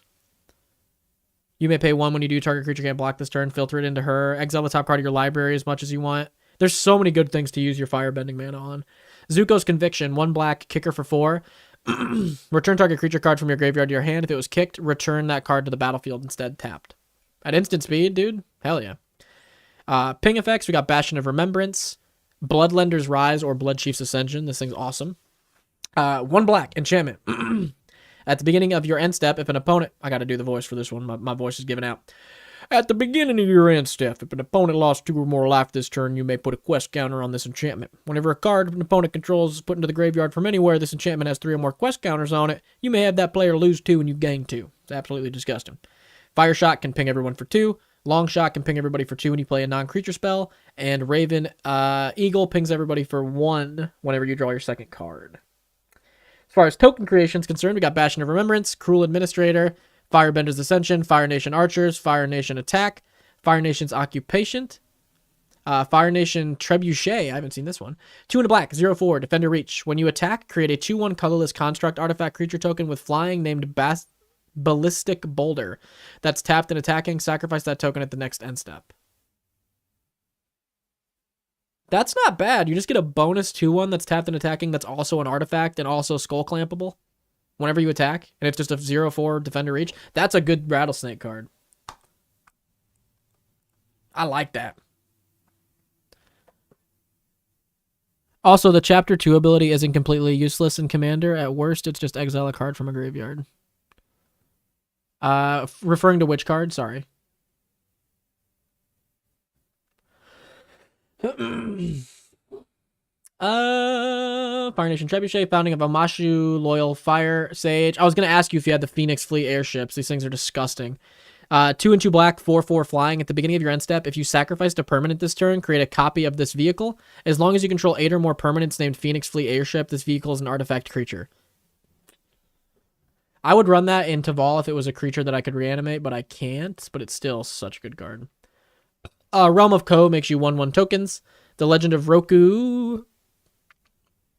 How is this making you tokens? Oh, yeah. You can dump all your firebending mana into 8/8 dragons. Yeah. Zuko Avatar Hunter. There's so many Zukos. 3 and 2 red, 4/5 reach. Whenever you cast a red spell, create a 2/2 red soldier creature token. Come on, but they don't have firebending? Come on. Untagged artifacts. Arcane Signet, Soul Ring, Swiftfoot Boots, Mechanical Glider. Equipped creature has flying and enters attached. Cool. That's good art too. I love that episode. Fervor. 2 and 9 red. Enchantment. Creatures you control have haste. What a good piece of artwork. Dang. And then the untagged lands and untagged sorceries. Cruel Tutor. We saw that one last night. Search your library for a card, then shuffle it and put it on top. You lose 2 life. Gamble. Search your library for a card, put the card in your hand, then discard a card at random. And Storm of Memories. 2 and 3 red Storm. Exile an instant or sorcery card with mana value 3 or less from your graveyard at random. You may cast it without paying its mana cost. If that spell would be put into the graveyard, exile. But you can also storm off with this thing and cast a bunch of stuff for free. Which again, is that an instant? It's a sorcery, so that's a little awkward with the deck. I've never seen this card, actually.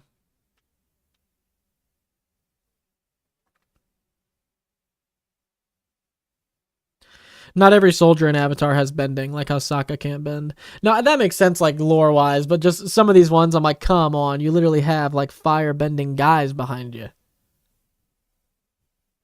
You got fire-benders in the art, buddy. See? Those 2 guys. Those are firebenders with the little crooked horns on their thing. Boom! Crooked horns. I can still fight. No, I'm good. I can still fucking fight. It's just one arm just like swinging in the air while you move around. No, I'm good. I can fight this shit. All right, another banger, dude. There are so many cool decks that came out of this. I'm probably going to make a follow-up video about cards that I found from these decks. Because, as you can see, there's a ton of stuff that I'm like, ooh, that's actually really good. Okay, so tomorrow morning around the same time, we started this around like 9:30 today. Maybe even earlier. I can't remember when we started this. How long have we been going? So yeah, we started this around 9. So tomorrow, 9 a.m. around there, we're going to go live again. We're going to start with Wheelmaster's Squall deck. So get ready for that. I hope you guys are excited for that. Welcome to day 2 of the All for One deck challenge. We're going to be looking through the decks that have been submitted for the All for One challenge. The first rough draft, so I have some decks to show, a little bit of footage. You guys got a good idea before I release the video announcing the All for One challenge to like the greater community. Because I want a lot of people to get involved in this, so this is kind of a test run, but that's okay. Wheelmaster has submitted a Squall from Final Fantasy deck. All cards from Final Fantasy set, Finn only. Equipment and creatures to smack face, kinda basic, but seems to work well. Fetch lands for ramp, make it better, but didn't want to leave Finn. Bonus sheet cards or upgrades, but not sure if I want to put them in. In sideboard, enable tags. Enable tags, that's what I like to hear. That's what I like to hear. Okay. Cool. Let me zoom in a bit for you. Okay. The commander. Squall Seed Mercenary. 2, a white and a black for a 3/4. Rough Divide. Whenever a creature you control attacks alone, it gains double strike until end of turn. Whenever Squall deals combat damage to a player, return target permanent card with mana value 3 or less from your graveyard to the battlefield. How did I not know Squall was a card? I kind of want to make this. That's a cool reanimator deck. Okay, so you get to return permanents with mana value 3 or less. So you can get lands, you can get, I mean anything, but you can get equipments, you can get auras, you can get all that stuff. Cool, and he has double strike. So equipments and creatures to smack face. So cool. As far as card draw is concerned, we got Aethramam, or Ahriman. Is that his name? Ahriman? Ahriman. 2 and a black, 2/2, flying death touch, pay 3, sacrifice another creature or artifact, draw a card. Seems good. Circle of Power, draw 2, lose 2, make a 0/1 that pings people. Wizards get 1/0 until end of turn in lifelink. Dark Confidant, at the beginning of your upkeep, reveal the top card, lose life equal to its mana value, put it into your hand. Grahatia, 4 and a white, 3/5 reach. Whenever one or more other creatures and or artifacts you control dies, draw a card. That's pretty good, actually.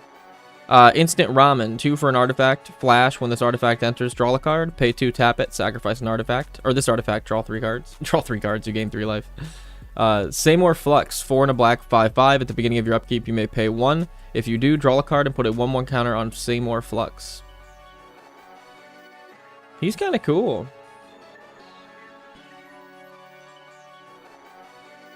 Oh, you know when you have that feeling you need a crack? When you need crack, no. When you need to crack your neck, but it just won't crack. That's how I am today. I don't know why. Albert Steiner, 1 and a white for a 2/1. He wrote the Goosebumps, didn't he? 1 and a white for a 2/1. Lifelink. Albert Steiner gets +1/+1 for each equipment you control. Cool. Beatrix Loyal General, 4 and 2 white, 4/4 vigilance. At the beginning of combat on your turn, you may attach any number of equipments you control to target creature you control. Black Mage's Rod, 1 and a black for an equipment that equips for 3. Job select, so it enters with a 1/1 that it's equipped to. Equipped creature gets +1/+0 and has whenever you cast a spell. A non-creature spell pings someone for 1. Buster Sword, equipment that equips for 2, costs 3. Equipped creature gets +3/+2. When equipped creature deals combat damage to a player, draw a card. Then you may cast a spell from your hand with mana value less than the damage dealt without paying its mana cost. That's really good. Buster Sword's kind of crazy. Seymour reminds me of Speed Demon. Oh, it is very similar. Crystal Fragments. 1 white for an equipment that equips for 1. Equipped creature gets +1/+1. Pay 5 and 2 white. Exile this equipment, then return it to the battlefield transformed into a 4/3 saga with Chapter 1. Prevent all damage that would be dealt to creatures you control this turn. Same goes for Chapter 2. Chapter 3. Tap all creatures your opponents control. Sure. Dark Knight's Greatsword. Job select. Equips by paying 3 life. Cost 3. Equipped creature gets 3/0 and is a knight. Dragoon's Lance, 1 and a white, job select, equipped creature gets 1/0 and is a knight in addition to its other types. During your turn, equipped creature has flying. Genji Gloves, equipped creature has double strike. Lionheart, when this creature enters, when this equipment enters, it does 2 damage to any target. Equipped creature gets +2/+1. Genji Gloves also does something else. Whenever equipped creature attacks, if it's the first combat of the turn, untap it. There's an additional combat. Yeah, it seems good. Machinist Arsenal, 4 and a white, artifact equipment, job select, equip for 4. Equipped creature gets +2/+2 for each artifact you control, and is an artificer in addition to its other types. That's actually pretty cool. Playing into the equipment thing with the artifact stuff, I like. Magitech Scythe, 4 for an equipment that equips for 2. When this equipment enters, you may attach it to target creature you control. If you do, that creature gains first strike until end of turn and must be blocked this turn. If able, equipped creature gets +2/+1, equip for 2. That doesn't seem like a rare to me. Monk's Fist, 2 for an equipment that equips for 2. Job select, equipped creature gets +1/+0 and is a monk in addition to its other types. Sure. Ninja Blades, 2 and a black, equipped for 2. Job select, equipped creature is a +1/+1 and is a ninja in addition to its other types. Whenever this creature deals combat damage to a player, draw a card, then discard a card. That player loses life equal to the discarded card's mana value. Would this be good in Taval? Think about it. You throw this into play, and then you get the ninja guy and you equipped it to him or whatever, but that's fine. But then you could equip it to Taval, and Taval's a 5/5 flyer that when it does damage, I get to draw a card, ditch one of my big things I want to reanimate, shoot someone for a huge amount of damage. That seems pretty good. Same reflex. Is it too late to submit a list? I would wait, Yorsum. It's not too late technically, but I would wait because we're going to... what day is it today? Thursday. Sunday, I'm going to release the video talking about the actual official release of the challenge where I want the wider community to build decks. So I would wait because we're going to actually do the whole, you know what I mean? Like actual release of this. So people are probably going to make second decks. And we're going to have like an actual community-wide submission of them, which I think is going to be really cool. If you want to submit a deck right now, though, we might be able to get to it today. If we have time at the end of the day, I will definitely try to get to it. It just seems a little slow for Taval and reliant on the commander. Kinda, but you get a job select, though, and you can equip it to anything. And I have a bunch of zombie tokens and stuff that get made. I don't know, that's kind of cool. I probably would end up taking it out, but it's pretty cool. Paladin's Arms. 2 and a white, job select. Equipped creature gets +2/+1, has ward 1, and is a knight in addition to its other types. I didn't realize there was like so many type changers in this set.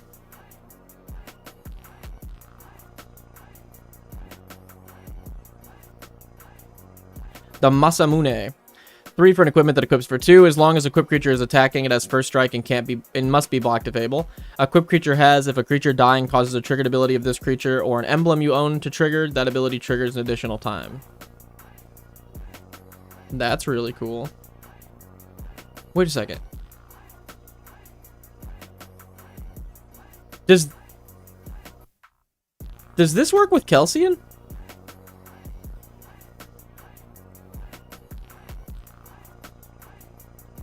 I think it does.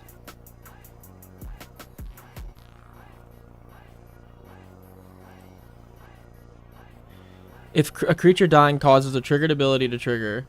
Oh, it doesn't. Kelsian's not a trigger. Wait. No. Kelsian's not a triggered ability. Is it? Because it's an activated ability, but then it also says when that creature dies this turn, you get an experience counter.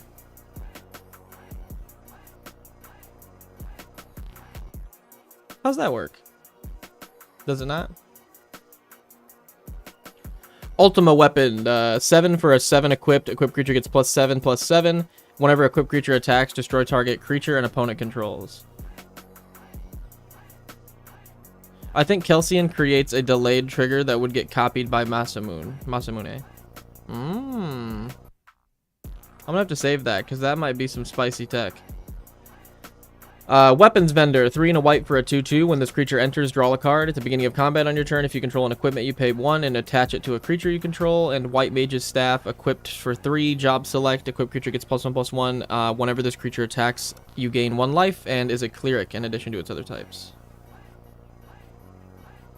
Kelsian does create a delayed triggered ability. Hey, that's cool. Masamune. I'm gonna make a short about that, I think. I will shout you guys out because that is very cool tech to me.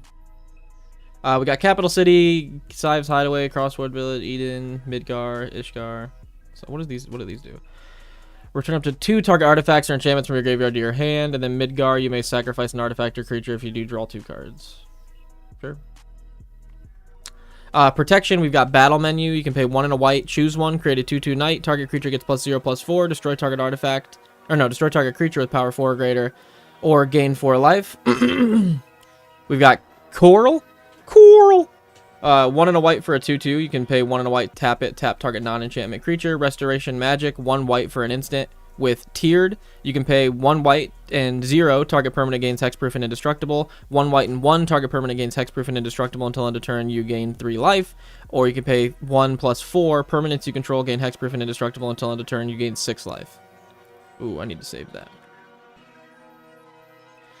Vincent's Limit Break, 1 and a black for a instant, tiered. Until end of turn, target creature you control gains. When this creature dies, return it to the battlefield under your control, and it has the chosen base power and toughness. You can pay 1 and a black +0 to make it a 3/2, +1 to make it a 5/2, +3 to make it a 7/2. It's kind of cool. Zac Flair, 1 white, 0/1. Zac Flair enters with a 1/1 counter on it. Pay 1, sacrifice Zac Flair. Target creature you control gains indestructible until end of turn. Put Zac Flair's counters on that creature and attach an equipment you control attached to Zac Flair to that creature. He's the one that gave Cloud his sword, right? Is that the lore going on here?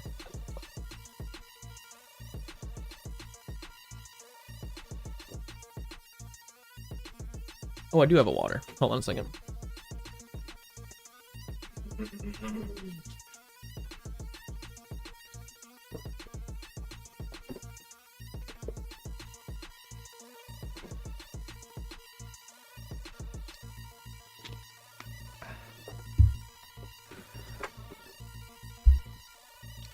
I guess Drivnod and Teysa Karlov would also work for Kelsian, by the way. Ooh.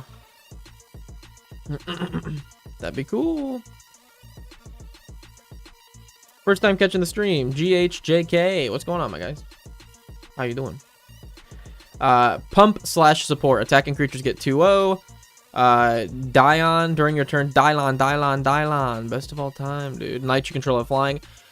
When Dylon, I know that's not his name, but I'm going to say that, enters, create a 2/2 white knight, pay 4 and 2 white, exile Dylon, then return it to the battlefield transformed into Bahamut, Warden of Light, being a 5/5. Chapter 1 and 2, put a 1/1 counter on each creature you control. Those creatures gain flying until end of turn. In Chapter 3, destroy target permanent, exile Bahamut, then return it to the battlefield. Ooh. That's pretty cool, actually. Mughul's Valor, for each creature you control, you make a 1/2 Mughal, then your creatures gain lifelink. Or no, they have lifelink. Then your creatures gain indestructible until end of turn. Rosa, Resolute White Mage, 3 and a white, 2/3 reach. At the beginning of combat on your turn, put a 1/1 counter on target creature you control. It gains lifelink until end of turn. Summon Chocobo, chapter 1 through 4, all give other creatures you control +1/+1 until end of turn, or +1/+0. Summon Knights of the Round is actually pretty disgusting. 6 and 2 white, 3/3. Chapter 1, 2, 3, and 4 all make 3 2/2 Knight creature tokens.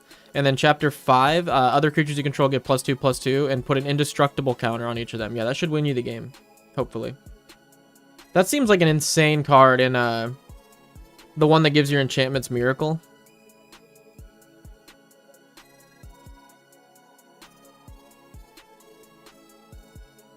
Ah, Dion is a dyslexic dino, dude. That's funny. Summon Primal Gruda. 3 and a white, 3/3. This creature enters, deals 4 damage to target creature and opponent controls. Chapter 1. Chapter 2 and 3. Another target creature you control gains +1/+0 and gains flying until end of turn. Venar, Heart of Hydaline.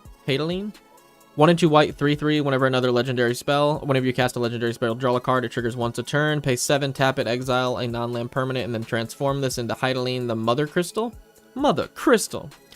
4/4 indestructible at the beginning of combat on your turn. Put a 1/1 counter on another target creature you control until your next turn. It gains indestructible.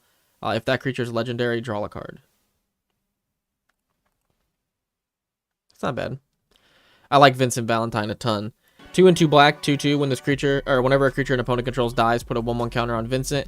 When Vincent attacks, you may transform it into a 3/2 trample lifelink. When it dies, you return it back into play. He's an unstoppable force, dude.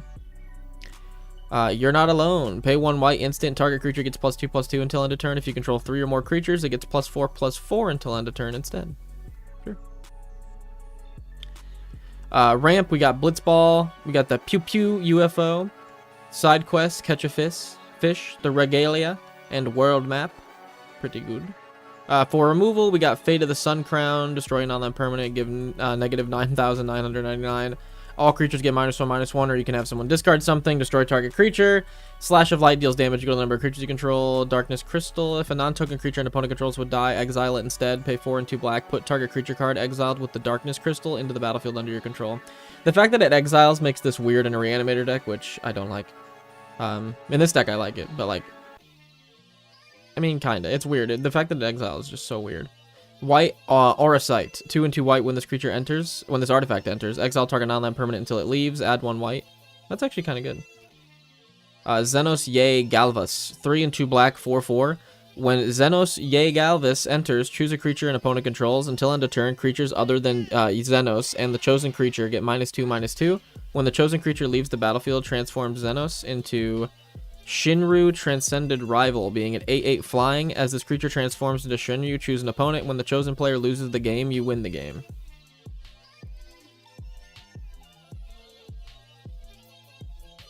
Oh. I'm gonna save that one. Darkness Crystal is super fun when you're playing Reanimator against it. Yeah, real fun. Yeah. I may or may not have experience with that. Yeah, that seems rough. Albed Salvagers. 2 and a black, 2/3. When this creature or another creature you control or artifact you control dies, target opponent loses 1, you gain 1. When this creature dies, create a 1/1 colorless hero creature token. This is all synergy with Squall, by the way. Fang. Whenever 1 or more cards leaves your graveyard, you lose 1, draw 1. Whenever this creature enters, each opponent draws or discards a card. When this creature dies, create a treasure token. Exile target card from a graveyard. When this creature enters, choose 1. Destroy target creature that was dealt damage or exile up to 2 cards from a graveyard. We got Sephiroth. When it attacks, you may sacrifice another creature. If you do, draw a card. Whenever another creature dies, target opponent loses 1, you gain 1. If this is the 4th time that is resolved, you flip it into a 5/5 flying. This creature transforms into Sephiroth. 1 winged angel. You get an emblem with whenever a creature dies, target opponent loses 1, and you gain 1. Permanent Blood Artist. And when you attack with Sephiroth, you may sacrifice any number of other creatures to draw that many cards. Shinra Reinforcements is 2 and a black for a 2/3. When this creature enters, mill 3 cards and gain 3 life. And Undercity Dire Rat is 1 and a black for a 2/2. When this creature dies, create a treasure token. It's the opponent, so it doesn't affect you. Oh, are you talking about that one? That's really good. That's like, the Blood Artist emblem is insane. Swaps. Fate of Sun Crystal. 4 and a white. Destroy target non-land permanent. Judge Master Gabinth. These are things that I think he wants to swap out, I think. White and a black. I'm gonna... No, never mind.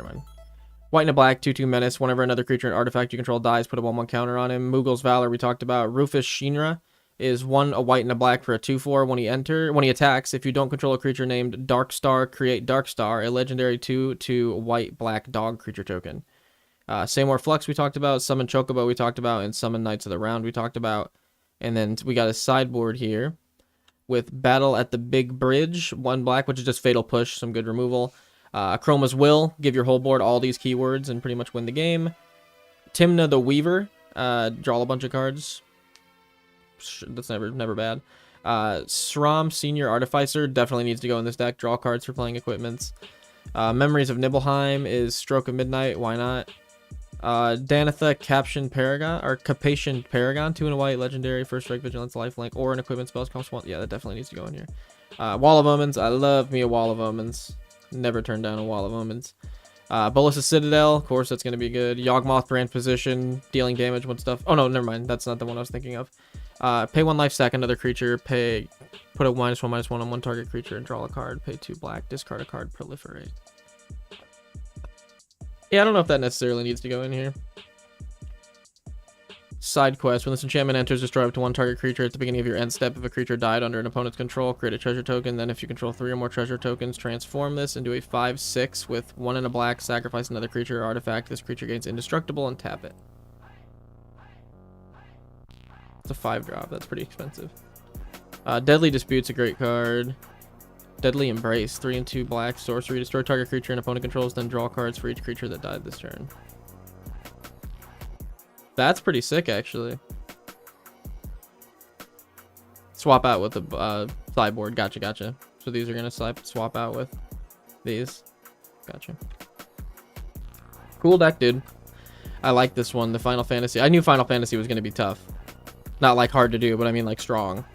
Also, I don't know how I like looked over Squall as a Reanimator player, but really like Squall. So, and we found some cool stuff. Xenos Restoration Magic, the Masume. The Masume is gonna be sick. I'm excited to make a short about that. Okay, we're on Architect here.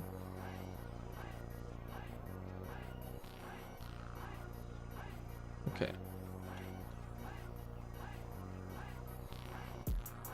This deck is from Quasi Quafta. Sliver of the Future. So he chose Future Sight, which is a really cool set. And their commander is Sliver Legion, being Wooburg for 7/7. All Sliver creatures get +1/+1 for each Sliver in play. So we got Future Sight-esque, we got City of Brass. These are all from the mystery boosters, but they do have the Future Sight border. So this is kind of an interesting thing. They are lands. I didn't care where the lands were from, but I like the bonus added effort of adding those. I think that's cool. Artifacts, Chroma's Memorial. Permanently give all your creatures a ton of static abilities. Why not? Cloud Key, choose a creature type, or card type. That card type costs 1 less to cast. Coalition Relic, you can put charge counters on it and float mana, or you can just tap it for mana. The Velastone Amulet, whenever you play a spell, creatures you control can't be the target of spells or abilities your opponents control this turn. That seems really good. Instants, we got Delayed, just a good counter spell. Judge Unworthy. Choose target attacking or blocking creature, scry 3, then reveal the top card of your library. Judge Unworthy deals damage equal to that converted mana cost to that creature. It's a good removal. Slaughter Pack, good removal. Summoner's Pack, good tutor. Venser's Diffusion, just a good bounce card. Wrap and Vigor, good protection. Regenerate each creature you control. I love Wrap and Vigor. I think it's such a good card. If you like Wall of Omens, how do you feel about Wall of Mourning? It's kind of like a Wall of Omens, but it can give you more card usage, but you have to wait for it. You get nothing if you wait for it, wait for it, wait. That's what I have to say to that. And if you don't get the reference, then you don't get the reference. I don't know. I'm not as big of a fan. I've just recently started running cards like Wall of Omens and like Spirited Companion and stuff like that, and I've been really liking them. I did consider making an MB2 deck with only Future Sight border or only Modern White border, but there weren't many cohesive options. That's fair. Maven Mind Sensor, limit how many cards your opponents can look through. Baru, Fist of Crozin, whenever a forest comes into play, green creatures you control get +1/+1 and gain trample. Discard another card named Baru. Doesn't really matter. Boldwind Intimidator makes people into cowards, and cowards can't block warriors. Bonded Fetch, 0/2 Defender Haste, draw a card, discard a card. Centaur Almond. As long as Centaur Almond is tapped, creature spells you play cost 2 less to play. I need to save this one too. That's pretty cool. It's a cool card.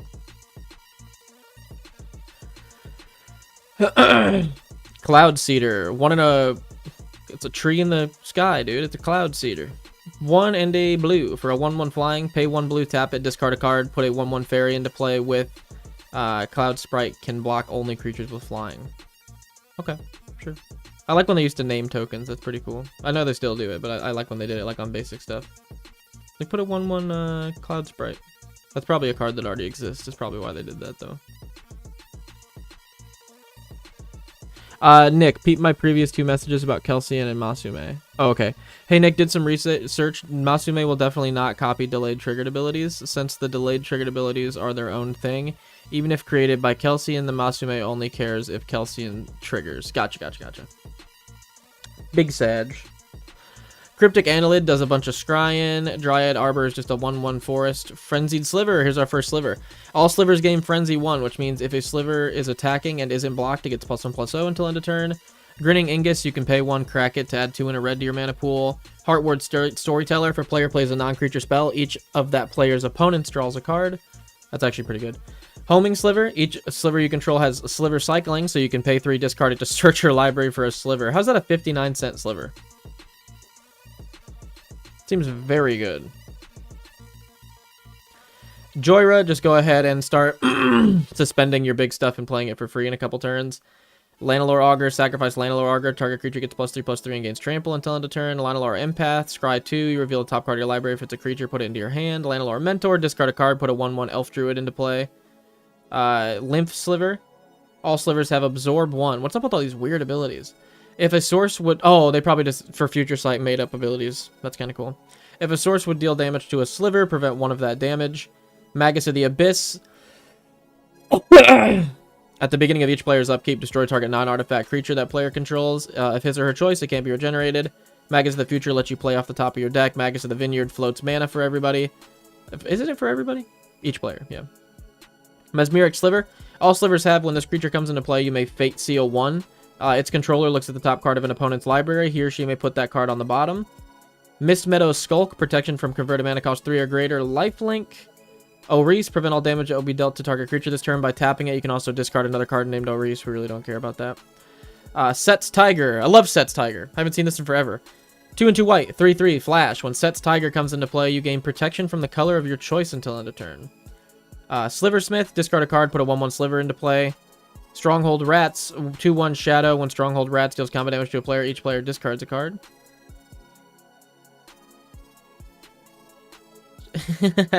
Bro looked at Future Sight and asked why he's looking at the future. Shake my head, dude. I know. That's just how I do it, dude.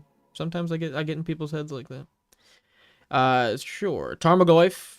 Oh, big boy. Thornwheeled Archer. 2/1 Reach, Death Touch.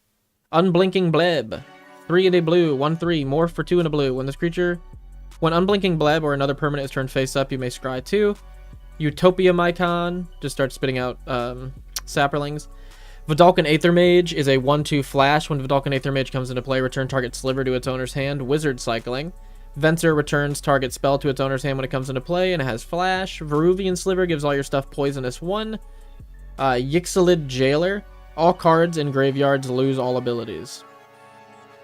This is a badass looking card. Wow, what a bad mamma jamma right there.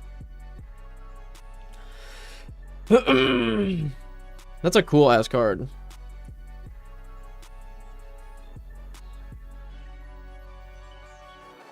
I like it. Okay, we got some lands. Love these lands.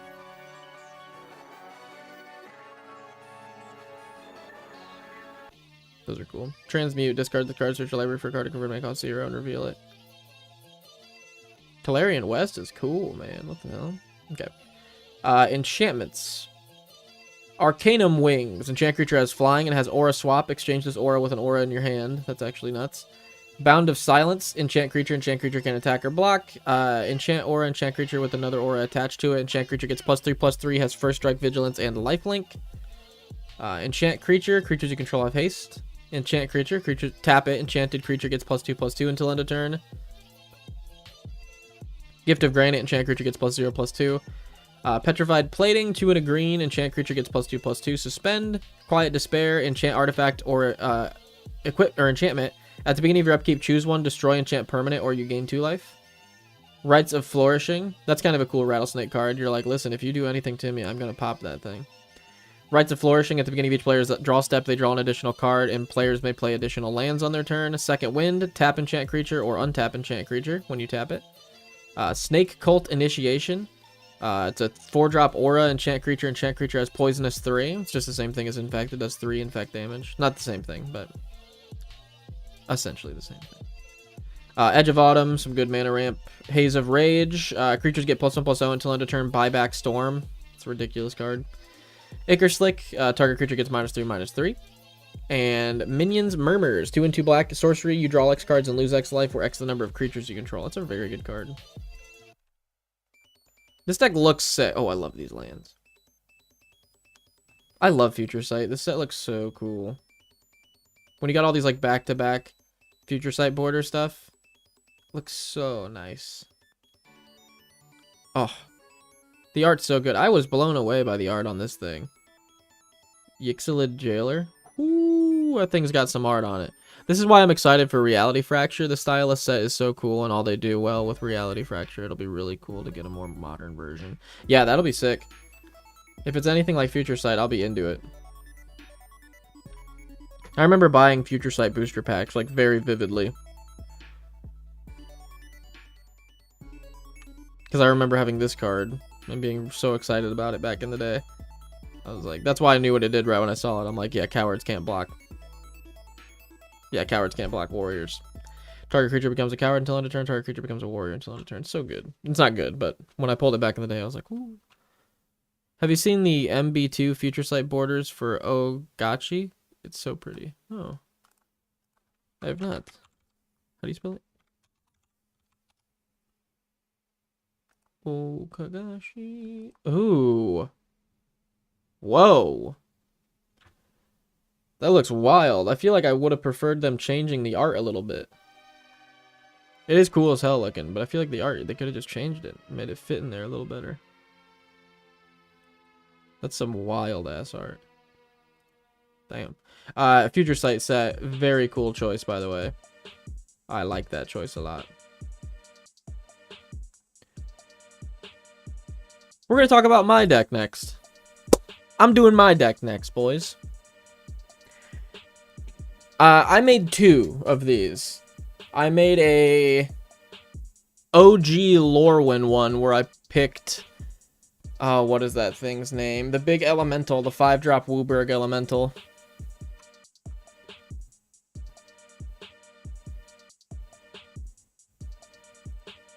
What's that thing's called?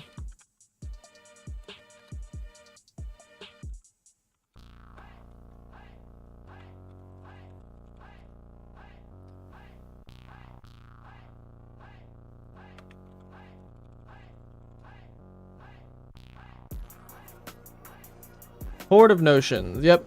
This was what I was originally going to go with, was Horde of Notions. And I was going to go OG Lorwyn. But then after going through that for a little bit, I was like, this is not something that I want to do. This does not even sound fun. Oh, sorry, my stomach's hurting. I'm drinking too much coffee. But it did not work. The deck sucked. So I ended up making Phineas, and I played Phineas versus... 3 Hoenn was in that game, and he played his deck that was only made up from one set. I played my deck that was made up from only one set, my Phineas deck. And then the other 2 players were playing normal decks. And I actually was able to keep up for a good chunk of the game with the other 2 decks with Phineas, which actually blew me away. Did not expect that I'd be... I didn't win, by the way. But didn't go into that game expecting to even catch up with people. I was like, I'm going to lose immediately. Actually was able to keep up. Got smoked at one point because they just outvalued me. Because it's a deck made of one set. That's going to happen.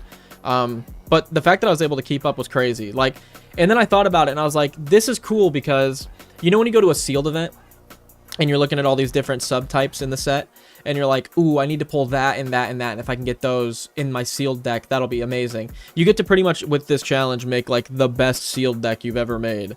And I was like, that's pretty cool. So I thought about it that way. And I'm like, if I was playing a sealed event, how could I make the best 100-card sealed deck out of what I've got here?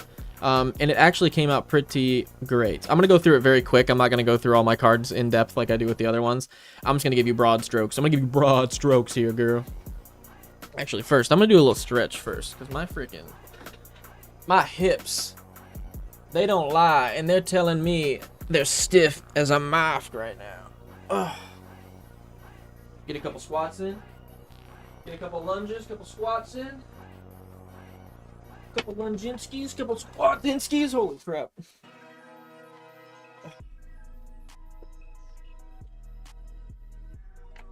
Oh.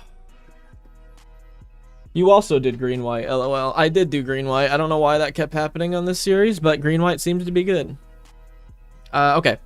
So the idea of the deck is we're just going tokens and rabbits, obviously. Phineas is a green-white 2/2 Vigilance Reach. When he attacks, put a 1/1 counter on each other creature you control that's a token or a rabbit. Then if all your creatures have total power of 10 or greater, you draw a card. So we've got buff stuff like Patchwork Banner, Rabbit Response, gives all your creatures 2/1. Season of Gathering gives a 1/1 counter to a creature you control. Stocking Party gives out 1/1 counters. Sword of Vengeance buffs something, and then Warren Elder is a rabbit that also buffs your whole board for 3 and a wipe. We got card draw like Breeza, Cash Grab, Heirloom Epic, Jolly Gerbils, or Gerbils. Is that how you spell gerbils?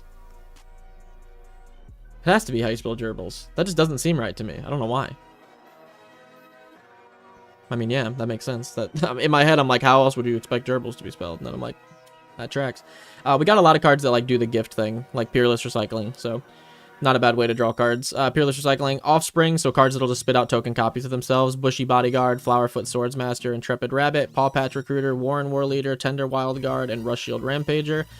These are all not only going to make token copies of themselves, which will start getting 1/1s from our commander, but 1, 2, 3 of them are rabbits, and one of them makes more 1/1 rabbits when it attacks, so... Wait till he sees how opossum is spelled. Holy shit, dude, it's gonna blow my mind. I'll be like, what? I gotta call everyone I know. Protection, we got Dawn's Truce and Overprotect. Ramp, we've got Beza. Flip-top Lookout, Heaped Harvest, Patchwork Banner, Thornvault Forager. Recursion, we got Curious Forager. We got tons of removal. That's why I was like blown away, because I'm like, oh, we actually have a good removal package in this deck. And not a bad mana ramp. 5 mana ramp and 5 card draw along with 11 removal. It's actually not bad.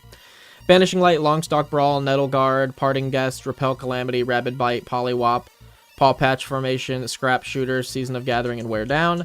And then we've got The Ground. These are all my rabbits. Bark Form Harvester, Brainkin Duo, Druid of the Spade, Harvest Host. Keenade Curator is not a rabbit, but he gets huge, so he's just one of the ground units that gets big. He can also exile stuff from graveyard. Mistbreath Elder is also not a rabbit, but he can bounce stuff back to my hand, so I can bounce my Offspring rabbits back to my hand and replay them. Seasoned Warren Guard is a little 1/2 rabbit that gets 2/0. Sticky Tongue Sentinel is another thing that is not a rabbit, but when it comes into play, you can return one of your own rabbits with Offspring to your hand and then play it again. Tree Guard Duo is a rabbit. Valley Might Caller is a 1 green 1/1 trample that gets a 1/1 counter whenever we play a rabbit. Valley Quest Caller is a rabbit that gives all our rabbits +1/+1. Oh, we have 2 of those in here. I'm missing a card in my deck. My deck is illegal. Warren Elder. We already talked about that. Tokens, we got Builder's Talent, but we also got Caretaker's Talent, which was nuts, so we can start, you know, drawing cards when tokens are created, and then have a win condition by giving our tokens +2/+2. Carrot Cake for the common good, Fountain Port, Head to the Homestead, Hop to it, Season of Burrow, and War Leader. And then for win cons, we got Burrow Guard Mentor, which gets huge for the amount of creatures we control. Burke will give a 1/1 counter and then start doubling the 1/1 counters on it. Colossification makes a creature a 10/10. Fasund Green Shell gives your whole board +2/+2 if you have 10 or more lands. Lumra is just a giant thing that returns all your lands from graveyard, but it's just going to be a big body. And then Sarah Redeemer brings back, puts 2 1/1 counters on creatures with power 2 or less when they enter. It's going to be good.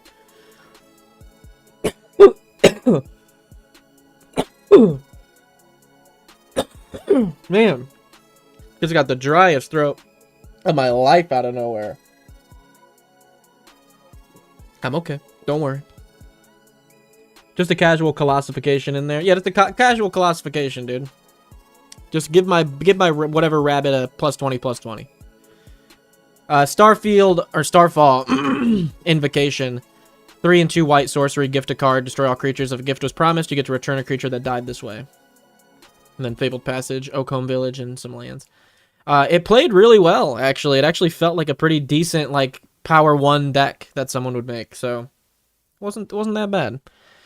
Bloomburrow was a pretty easy second pick for me. I went with, originally I was going to go with the set that I started playing, OG Ravnica, City of Guilds, but then I was like, there's really not a lot of options here. So then I moved to Lorwyn, made the Lorwyn deck, and was like, oh, this is even worse. And so then I made this one. I'm going to go grab another lozenge. And I will be right back. My throat is dry. Up next, though, we've got LJL's Extus deck. LJL, baby, you're coming up.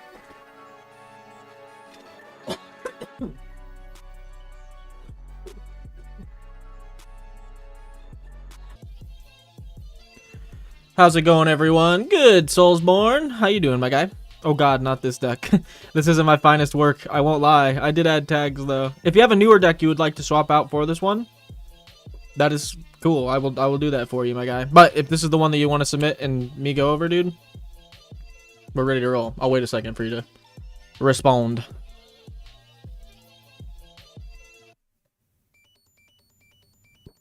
Ugh. Ugh. Coffee with a, like, really powerful cough drop. That ain't it. That's too much cough. Big chillin'. Hell yeah, Souls. No, it's all good. I made another one, but this one's more interesting, so I'll rock with this one. Hell yeah. Okay. LJL has submitted his Strixhaven all-for-one list, based around Extus Oriq Overlord. 1 white and 2 black. Love Extus, by the way. He's one of the commanders I keep trying to make over and over again. 1 white and 2 black for a 2/4. Double strike. Whenever you cast or copy an instant or sorcery spell, return a non-legendary creature from your graveyard to your hand. Or you can play him for his backside, 6 a black and a red for a sorcery. As an additional cost to cast this spell, you may sacrifice any number of creatures to make it cost 2 less for each creature. Each opponent sacks a creature, create a 3/6 black red avatar creature token with haste, and whenever this creature attacks, it deals 3 damage to each opponent. My version of the list was going to keep using Awaken the Blood Avatar over and over and over and over and over and over and over again, using like tokens, but then it was like it still cost 2 more from command, so it was just like such a big cost to do. Professor Onyx, going to be great. Magecraft, drain everybody for 2, get card advantage, make people sack stuff, do a Torrent of Hellfire stapled onto a Planeswalker. That seems like it'll be pretty good. Good cards. See, that's the type of tagging I like. Good cards, dude. There we go. That cough drop's doing its thing. I can feel it loosening up in there.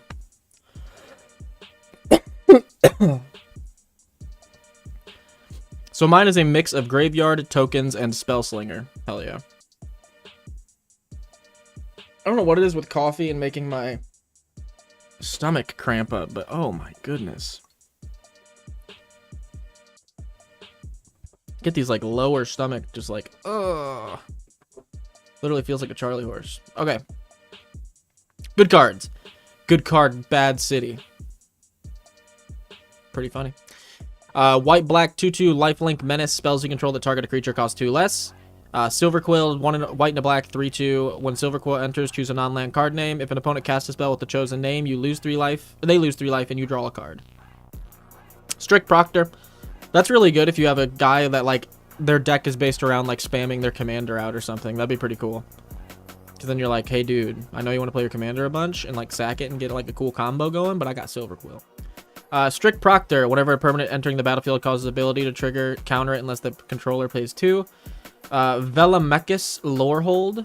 I've never seen this guy. I've seen him. I don't think I've actually given him a read. 5, a red and a white, 5/5, flying, vigilance, haste. Whenever Velamekis Lorehold attacks, look at the top 7 cards of your library. You may cast an instant or sorcery card with mana value less than or equal to his power from among them without paying its mana cost. Put the rest on the bottom. Okay. Maybe if he had blue in him. Be like a modern day Narset.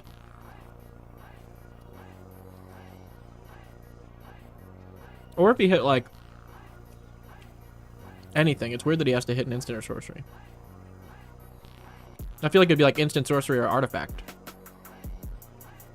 Oh, what?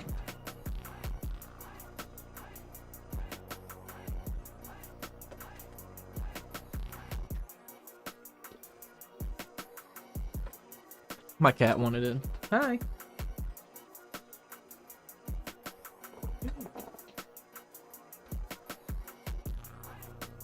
Say hello. Say hello, kitty. Say hi. Okay, there you go.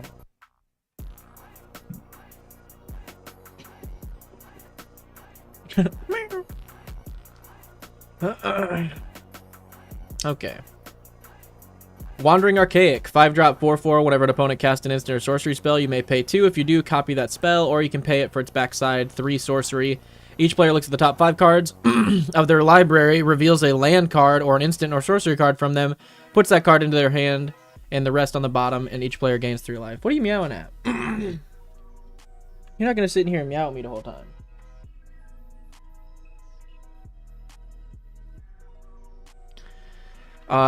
So graveyard interaction. Ardent Dustkeeper, 4 and a red for a 3/4 when it attacks.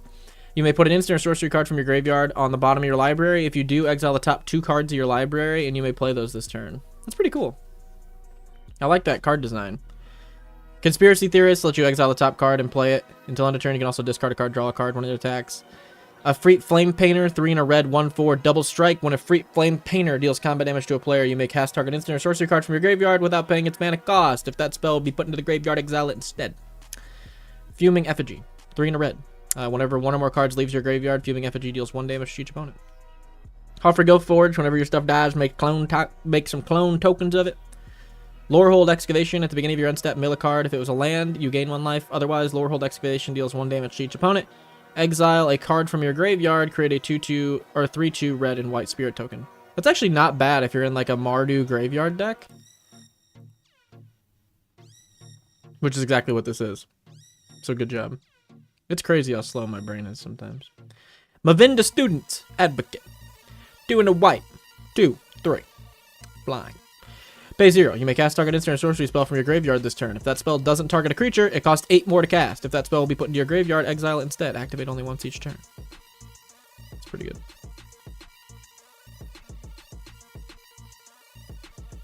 Strixhaven has really cool red-white cards. It's such a unique set for the color combo. Hell yeah. Yeah, Lorehold's pretty cool. Oreek lets you tutor stuff into grave. Quentin lets you put 3/2s into play when stuff leaves grave. Radiant Scroll Weaver gives your instants and sorceries lifelink, so yeah. At the beginning of your upkeep, exile an instant or sorcery at random from your graveyard. You may cast that spell this turn. Returned Past Caller. 3, a red, a hybrid Boros, and a white 4/2 flying. When it enters the battlefield, return target spirit, instant, or sorcery card from your graveyard to your hand. Tome Shredder. Tap it, exile an instant or sorcery from your graveyard. Put a 1/1 counter on Tome Shredder. And Venerable Warsinger, 1 red, white, 3/3. When Venerable Warsinger deals combat damage to a player, you may return target creature card with converted mana cost 3 or less from your graveyard to the battlefield where X the amount of damage Venerable Warsinger dealt to that player. That's pretty good. Come on. Come on. I cannot believe I knocked that out, dude. Magecraft cards. Clever Lumineer gets a 2/2 whenever you play an instant or sorcery. Eager First Year gets a +1/+0 until end of turn whenever you play a sorcery. Leonin Lightscribe puts a 1/1, gives your whole board 1/1 until end of turn. Lorehold Pledge Mage gets +1/+0 until end of turn. Professor drains everybody until end of turn. Drains everybody. Sedgemoor Witch makes you 1/1 Pest, I think, right? Whenever you cast a copy of an instant or make a 1/1 Black Pest. Yep, that's really good. Venerable Warsinger is really cool. Do you run that in the Golem guy? I would assume so. That's pretty cool. Silverquill Apprentice gets +1/+0 until it gives target creature +1/+0 until end of turn. Silverquill Pledge Mage gains flying or lifelink until end of turn. Spell Satchel gets a book counter whenever you tap for a wait, this is pretty good.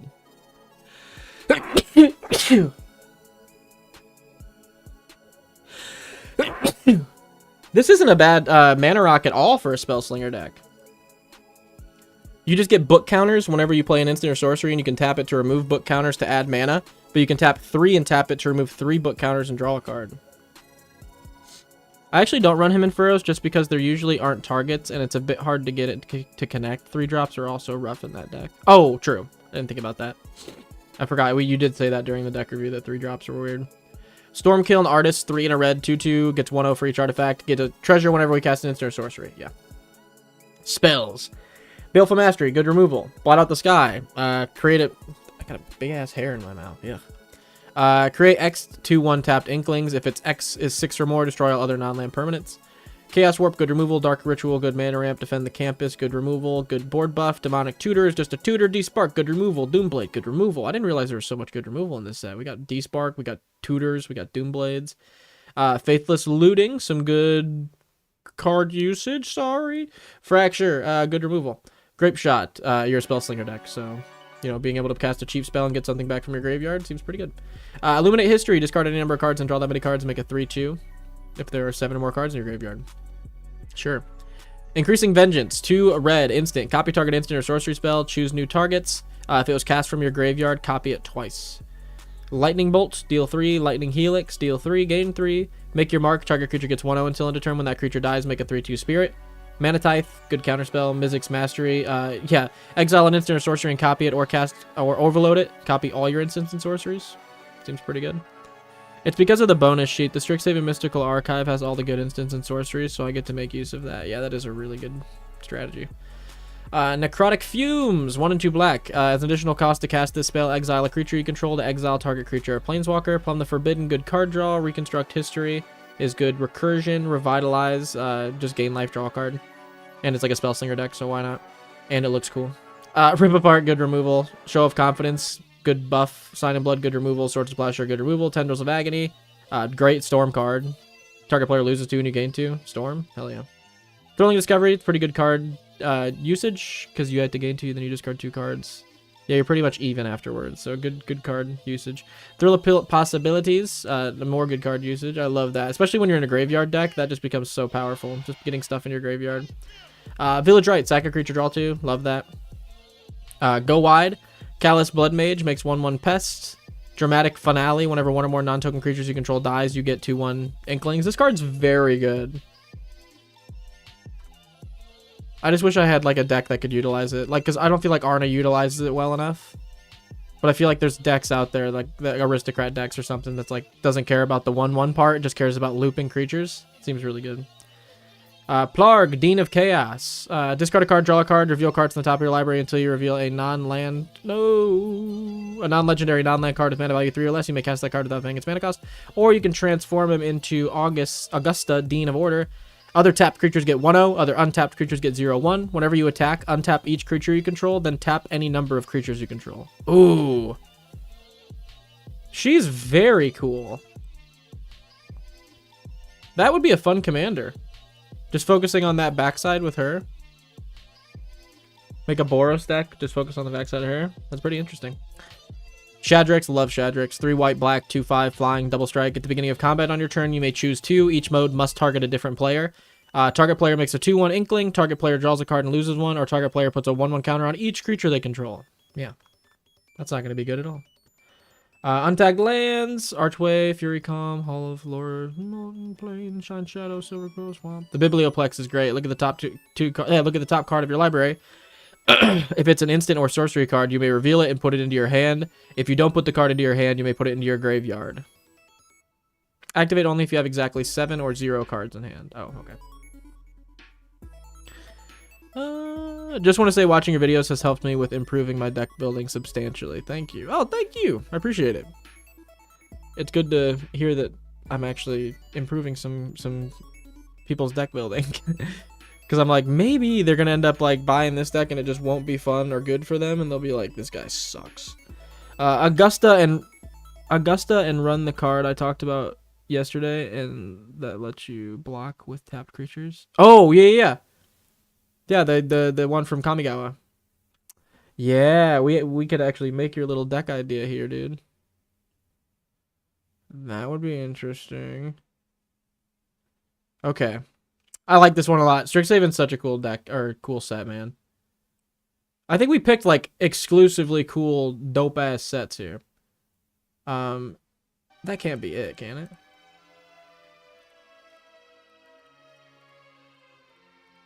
Is that it? It says that's the end of it. 1. We had more than this. 2, 3, 4, 5. No, 11. We had 11. We got through them all. Really?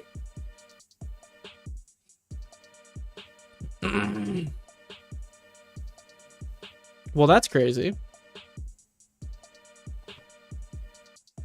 Let me check the Discord real quick.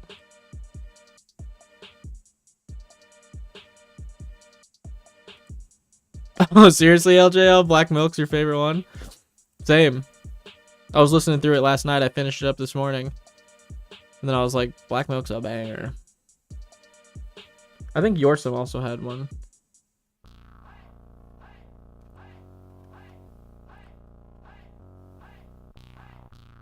Let me check here.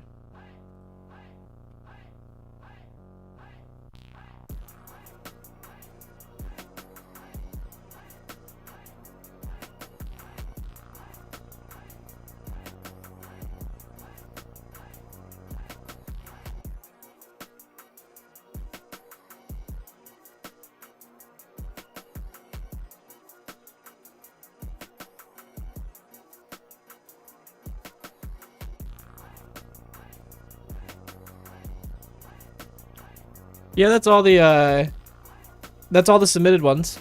So I think we're caught up. Yorson was asking earlier if he should submit a deck. And I was telling him he could. Because we do have probably time to go through a deck now. So if Yorson, if you want to submit your deck, man, we got time. But if you also want to wait, I understand. Because I am going to release a video Sunday announcing like the official all-for-one deck challenge. So that more people are going to participate in it. You can do my space counters one though. Space counters. Oh, yeah.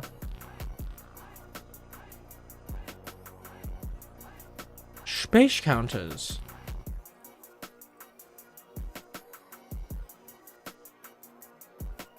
This one seems cool. I haven't even made one yet. Okay, cool. Then I would just wait for Sunday. I'm not like wait to make it. I would still start making it or whatever. But yeah, I would submit it with like the video that gets released. Can he not see the YouTube channel chat? No, I can. Am I missing you, my guy? Oh, I am. My bad. I don't know how I totally missed you all those times. I also made the realization that my favorite commander that I started the game with is insanely overpowered now because all the support from Universes Beyond. OG Marchesa. Oh, yeah. Is that a Queen Marchesa? Is she the OG one? Or Marchesa the Black Rose? Is she the OG one? No, Marchesa the Black Rose, right? She's so fucking cool. Oh yeah, Black Rose Marchesa is super powerful. Did you have a deck to submit to the challenge? You can do... My bad, Whisper. I don't know how I missed all those. Well, to be fair, I can only see 4 messages on my YouTube thing, so they probably went by quick. Yeah, OG Marchesa is awesome. She's one of those commanders that I don't think is ever not going to be appealing for somebody. Like, newer to the... I'm not saying that you're newer to the game, because I've been playing the game for, like, 16 years, and Marchesa is still equally as cool to me. I just think she's one of those commanders that no matter how much time passes, when you first discover Marchesa, you're going to be like, oh, that's sick. Like, and then you play it and you're like, oh, that's even sicker than I thought. Like, she's so... Marchesa is so cool, man. How many Marchesas do we have now? 3? 3. I like how she's red, white, black on this one. That's pretty cool. Oh, wait, no, we have 4, because the backside of this is Marchesa Resolute Monarch. Technically 4 Marchesas. You can only run 3, though. Okay, LJL Space Counters. Diradrine Synthesis Amalgam. X, a green and a white, 0/2 trample. Diadrine enters with a number of 1/1 counters on it equal to the amount of mana spent to cast it. Whenever you attack, you may remove a 1/1 counter from each of 2 creatures you control. If you do, draw a card and create a 2/2 colorless robot creature token. So you get to draw cards and make robots whenever he attacks if you can remove a counter from each of 2 creatures you control. That's cool. Okay, so Tezzeret is going to untap target creature. If it's an artifact, put a 1/1 counter on it, so that'll help us with our commander. Search your library for an artifact with mana value 1 or less, reveal it. You get an emblem with it at the beginning of your combat. Put 3 1/1 counters on target creature you control. Pretty good. I'm going to go through this kind of fast because something just popped into my head. I actually do need your guys' help with something for a video. All Fate's good. Mana ramp, 1/1 counters. When you attack, Dawnsire deals 100 damage to up to 1 target creature or planeswalker. Sure. Extinguish your battleship. When the spaceship enters, destroy target non-creature permanent. Then the spacecraft deals 4 damage to each creature. Yeesh. Larval Scoutlander. Gives you some lander tokens if you do search your library. Oh, sacrifice a land or lander. Search your library for 2 basic land cards. Put them in. Oh, so it's like a Haro. Lumen class frigate. Frigate. I didn't say that. I was close. Frigate. What is that? What does that even mean? I'm looking it up. A frigate is a versatile, fast, and maneuverable modern warship designed for anti-submarine warfare. Anti-submarine warfare? This thing's flying around in the air.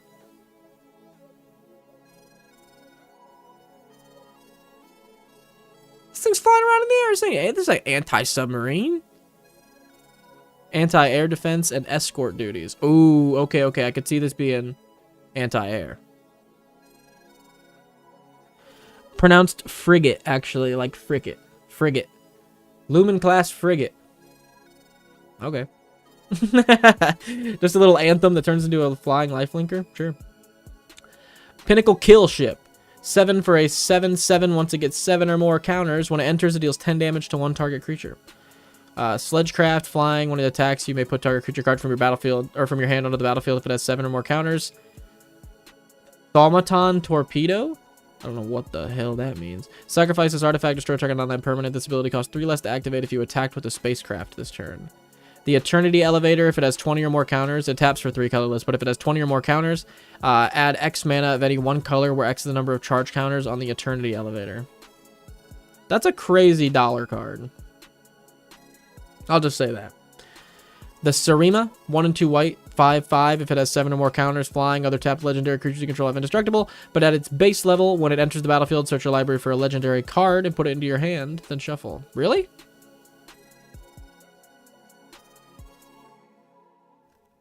Again, that seems very powerful for 80 cents. All Fate Stalker, good blink or removal. Anti-casual Visage. Oh, I didn't realize there was an Eldrazi in this set. Weird. When it leaves the battlefield, draw a card. Then you may put a permanent card with mana value less than or equal to the number of lands you control from your hand onto the battlefield.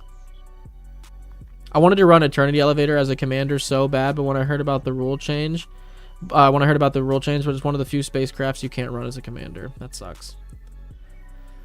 Blooming Stinger, Death Touch, enters. Another trigger creature gets Death Touch. Broodguard Elite, X and 2 green, enters with 1/1s, leaves the battlefield. Put its counters on another creature you control. Cosmic Grand buffs your board, makes you tokens. Dauntless Scrapbot exiles a graveyard, then makes a lander token. Dawn Strike gets +1/+1 counters on each creature you control on your end step and has lifelink. Dockworker Drone enters with a 1/1 counter. When it dies, put a counters on target creature you control. Drix Fate Master enters with 1/1 counters. Each creature you control with 1/1 counters on it has trample and it has warp. Edge Runner makes you landers token. Oh, Edge Rover. I was like, Edge Runner. That's cool. Makes you lander token. Whenever a land enters, you gain a life with Umidian Terra Botanist. Oh, Botanist. Terra Botanist. Gotcha. Umidian Terra Botanist. Cool. Exalted Sunborn. 3 and 2 white. 4/5. Flying. Lifelink. If 1 or more tokens will be created under your control, create twice that many tokens. And then 1 and a white to warp it into play. I'm going to need to save that one as well. Famished World Sire. Oh, that's like the blue one that has warp that doubles all your ETB triggers. I don't understand why that's like a $2 card, but sure. I've never seen this card, by the way. 5 and 3 green, 0/0 ward 3, devour land 3. As this creature enters, you may sacrifice any number of lands. It enters with 3 times that many 1/1 counters on it. When this creature enters, look at the top X cards of your library, where X is the creature's power. Put any number of land cards from among them onto the battlefield tapped, then shuffle. That's not that great to me.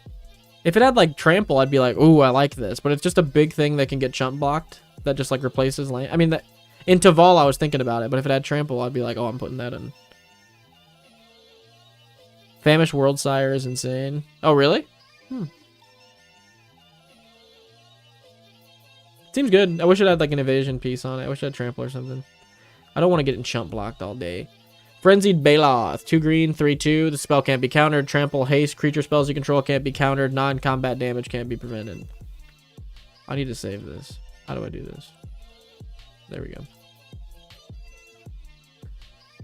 It's not about the big body at all. It's about essentially being a scape shift with a huge body that can also hit more lands. That's fair. That's fair. That's fair. I might try it out in Taval and see what I think of it.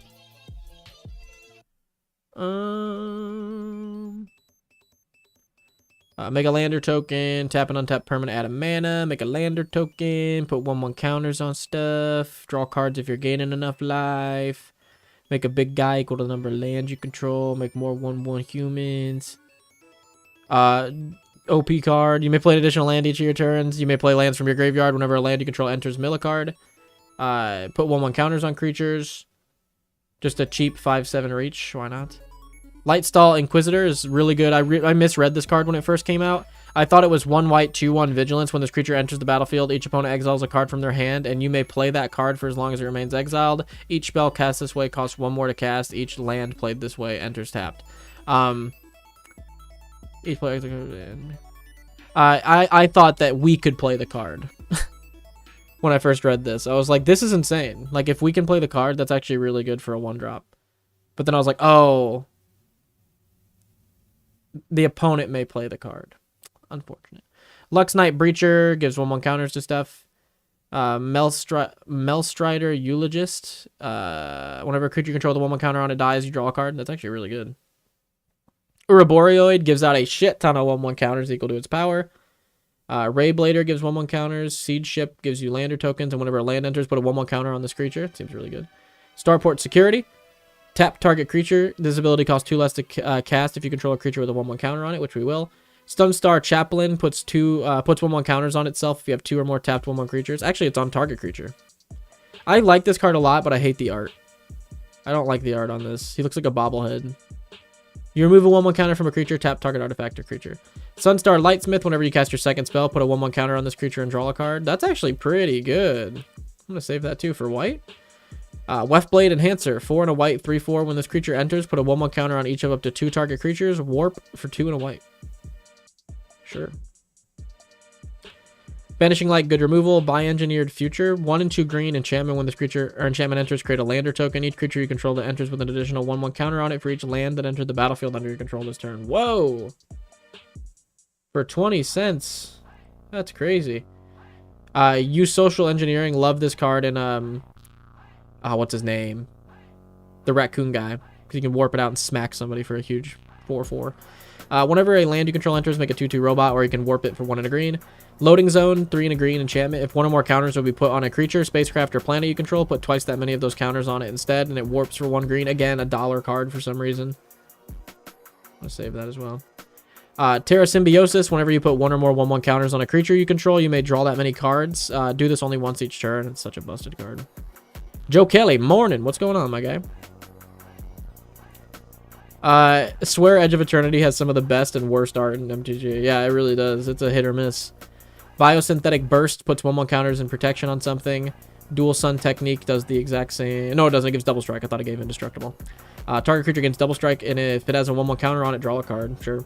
Emergency Eject, good removal. Focus Fire, good removal. Seed Ship Impact, good removal and mana ramp. It's actually a great card. Tezzeret, we talked about.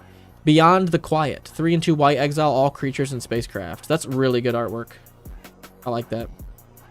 Honor, put a 1/1 counter on target creature, draw a card. Sammy's Curiosity, 1 green sorcery, you gain 2 life, create a lander token. That's not bad at all. Scout for Survivors, return up to 3 target creature cards with total mana value 3 or less from your graveyard and put a 1/1 counter on each of them. See what I mean? Beyond the Quiet is beautiful. Yeah, it's really nice. So is Honor. Honor's some really nice artwork. Just finished sorting my 460 experimental decks from years past. Damn. That must feel good, though, to get that organized.